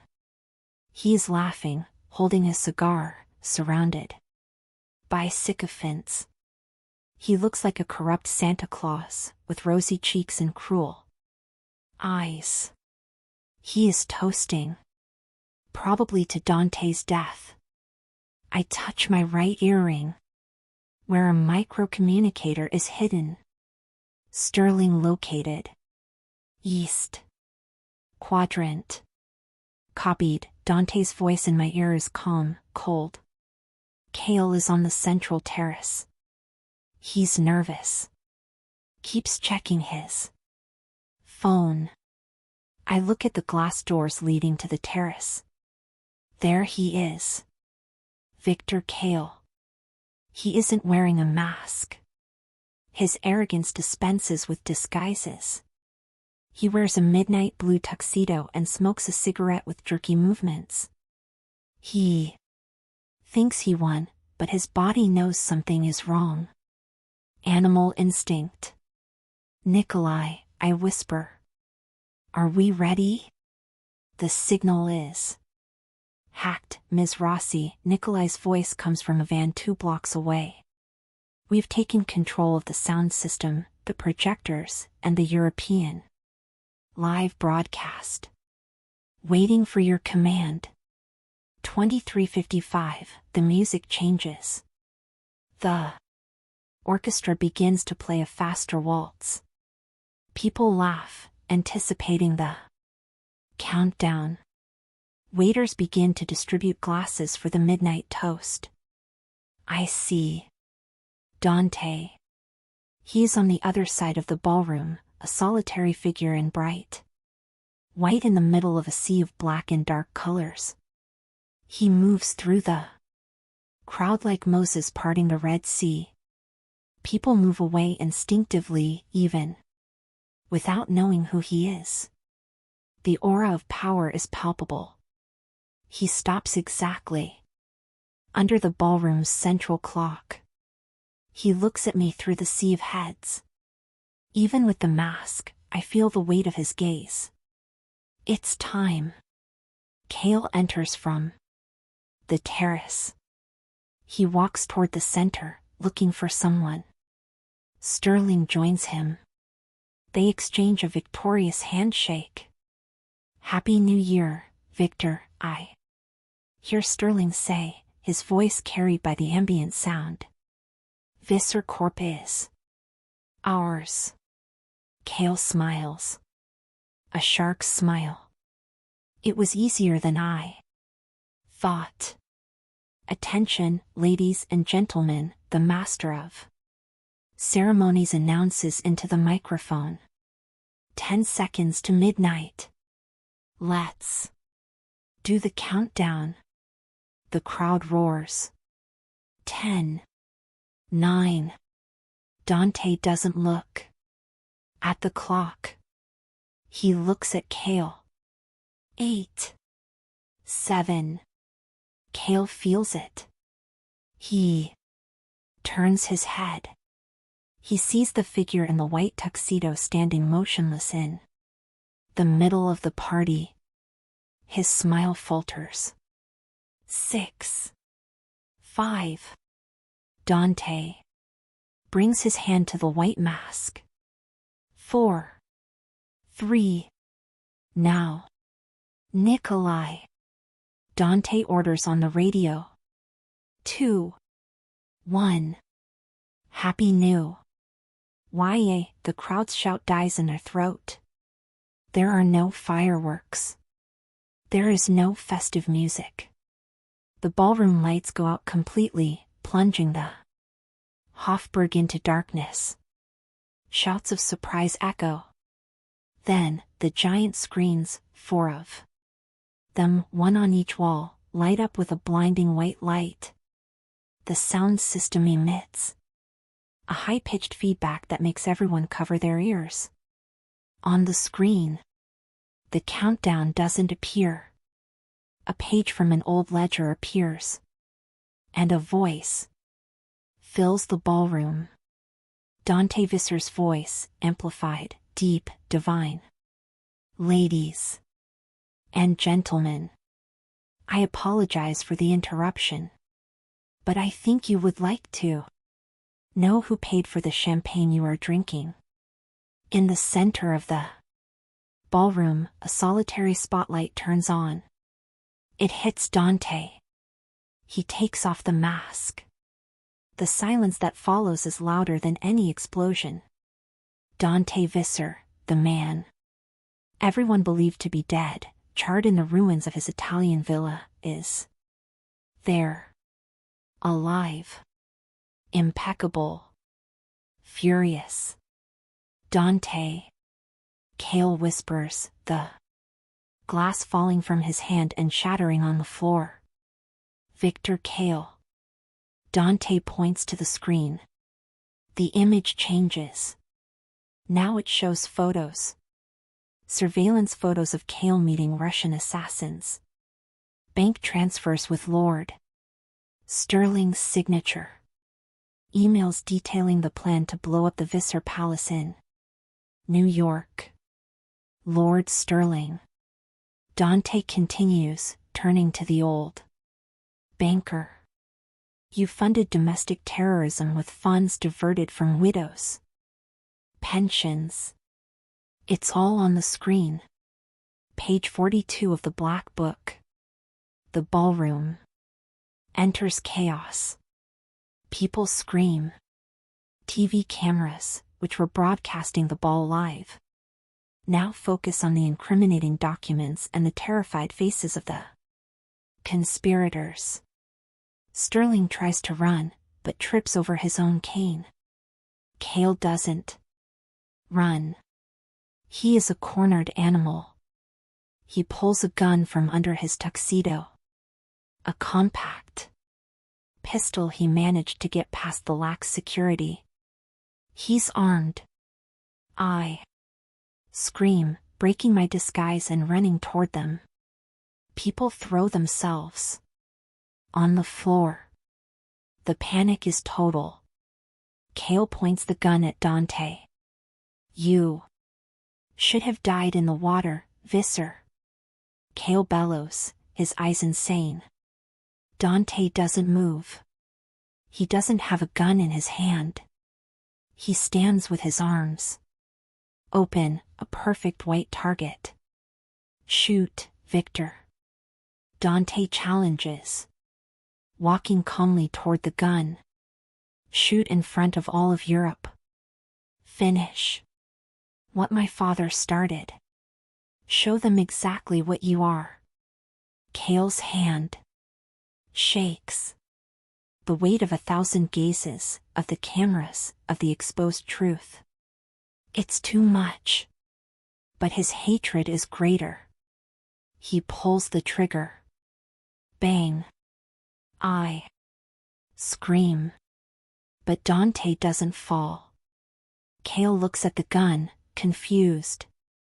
Then at his shoulder, where a red stain begins to bloom on the blue tuxedo. He falls to his knees.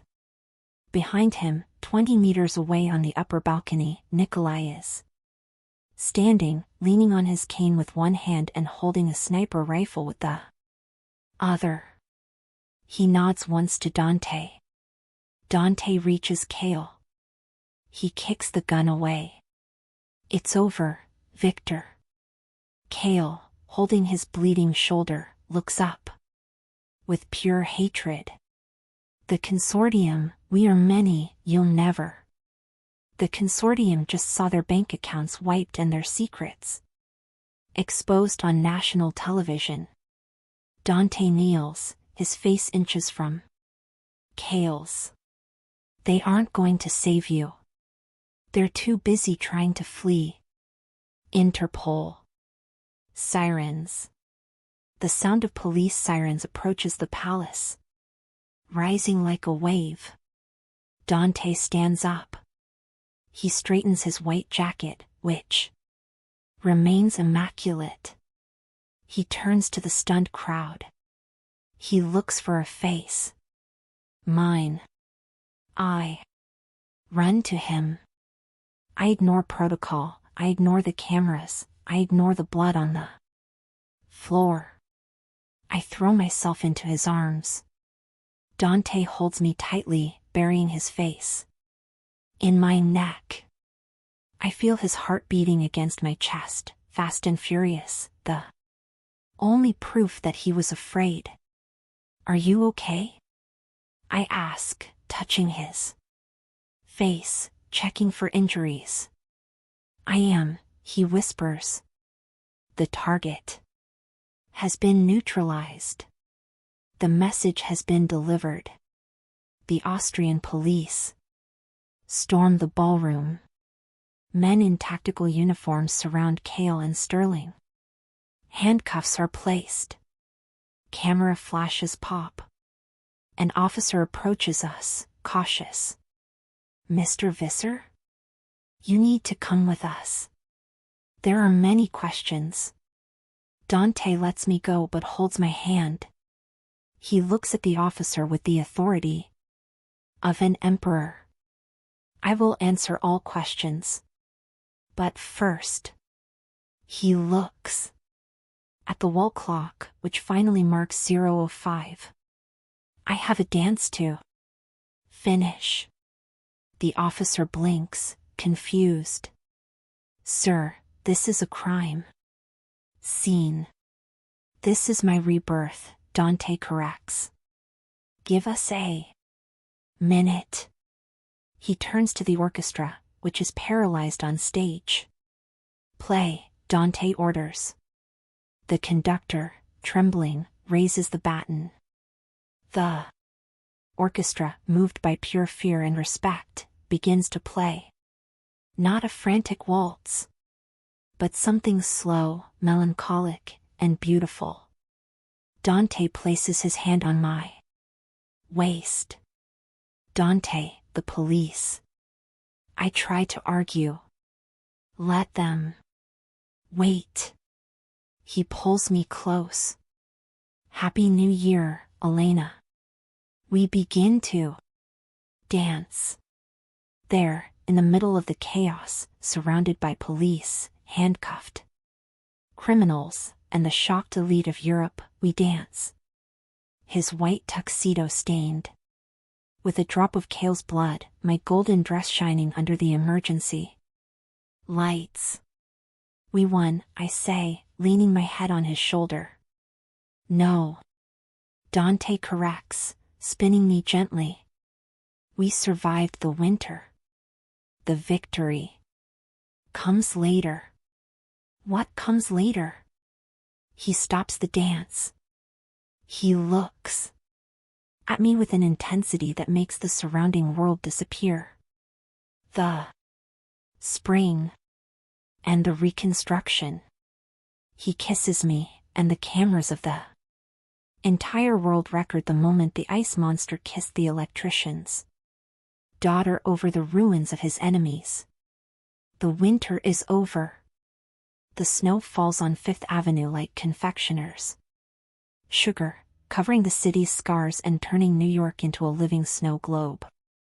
I am standing on the mezzanine balcony of the Visser Palace, watching the main lobby below. 1 year. Exactly 365 days have passed since I ran across that same marble floor screaming about a bomb. The hotel doesn't look the same. The cold stone walls are still there, but the atmosphere has changed. There is more light, more laughter. The smell of cinnamon and pine is genuine, not artificial. "Ms. Rossi?" A young assistant, with a tablet in hand, approaches. "The catering team wants to know if we release the champagne now or after the speech." I smile. "Now, Jessica. And please, make sure table 4 has sparkling grape juice and the crystal flute. My sister likes to feel included in the toasts." "Yes, ma'am." She moves away. I turn back to the party. Sophia is at table 4, wearing a blue velvet dress that matches her eyes. She is laughing at something Nikolai said. The security chief, now fully recovered, though he still limps slightly on very cold days, has become her unofficial bodyguard and favorite uncle. She no longer has nightmares about toy stores. She has high grades, fencing lessons, and a bright future. My father, Enzo, is not at the table. He is near the lobby's great clock, a new piece Dante commissioned from Switzerland to replace the old one. He is explaining the tourbillon mechanism to a group of fascinated guests. He no longer wears blue overalls. He wears a rented tuxedo that fit perfectly and the posture of someone who has reclaimed their dignity. He is the palace's resident master watchmaker. And then, there is Dante. He is in the center of the ballroom, talking to the mayor. He wears a classic black tuxedo. Today, when he lifts his head and his eyes meet mine on the mezzanine, the world around him disappears. He doesn't smile openly. Dante Visser is still not a man of easy smiles, but there is a warmth in his gaze that is reserved only for me. A warmth that melted the ice that surrounded him for 3 decades. I descend the staircase. Not running this time. I descend as one who belongs to the place. Dante excuses himself from the mayor and comes to meet me at the foot of the stairs. He takes my hand and kisses my fingers. "You're late," he murmurs. I was ensuring that the tree star was just a star. This time, Nikolai checked 3 times. Your father checked twice. I think we're safe. You never know. Christmas has a complicated history with us. Dante places his hand on my waist and we turn to the tree. It's even bigger than last year's. 15 meters of noble fir, decorated with Swarovski crystals and white silk ribbons. The master of ceremonies announces the moment.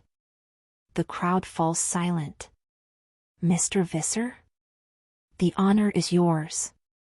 Dante looks at the mahogany lever, the same one that almost killed him.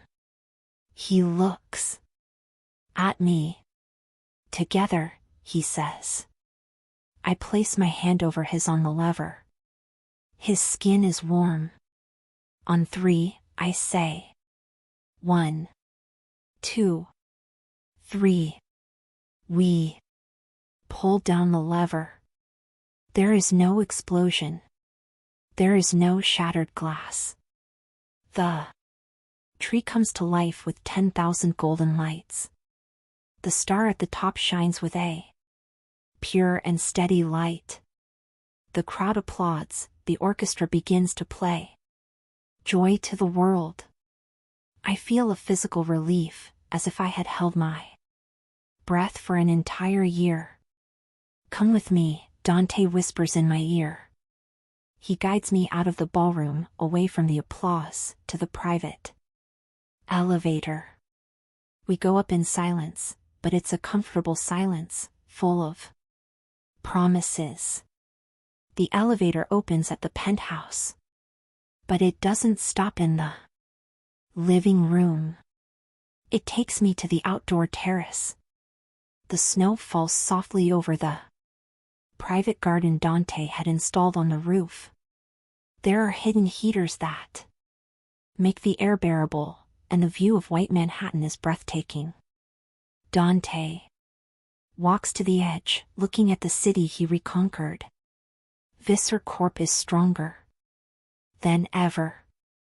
The consortium was dismantled, its members arrested or bankrupted. Kale will serve a life sentence in a prison where the sun never enters. Do you remember what I said in Switzerland? Dante asks, his back to me. About the spring? That victory would come later. In the reconstruction. I was wrong. He turns around. The reconstruction never ends. There will always be a new hotel to open, a new problem to solve. Victory isn't the end of the war, Elena. Victory is who you stay with when the dust settles. He reaches into his jacket pocket. My heart skips a beat, remembering the scene. In the toy store, the fear, the adrenaline. But now there is no fear. You Fixed my family watch, he says, pulling out a small box, not of black velvet, but of polished wood, made from the same material as the Villa Oscura. Tree that burned. A piece of the past, repurposed. You fixed my hotels. Security. You fixed the relationship with your employees.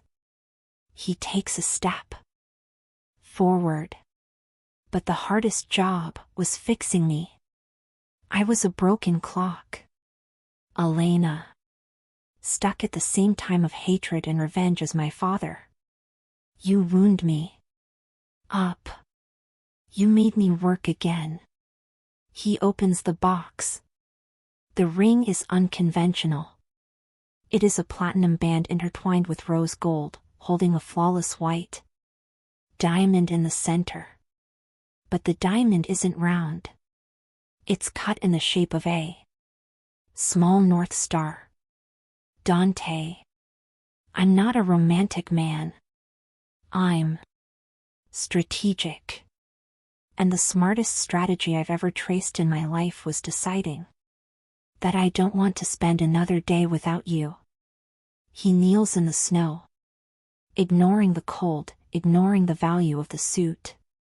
Elena Rossi. Be my wife. Be my partner. Be the only person in the world who is allowed to give me orders. I look at him. At the man who looked like an ice monster and who is now on his knees in the snow, offering me his future. I think of my father, happy downstairs. Of Sophia, safe. Of myself, who stopped being a survivor to be a queen. Yes, my voice comes out choked but strong. Yes. Dante. I accept. He places the ring on my finger. It fits perfectly. He stands up and kisses me, and the warmth of that kiss is enough to melt all the snow in New York. Merry Christmas, Mrs. Visser, he whispers against my lips. I'm not Mrs. Visser yet, I tease, smiling. We have a wedding to plan. Leave that to Nikolai. He picks me up in his arms, spinning me in the snow as the city's church bells begin to ring at midnight. I just want to enjoy the present. Downstairs, the party continues. The world turns. But up here, under the light of our own star, the winter is finally over. Our spring is eternal.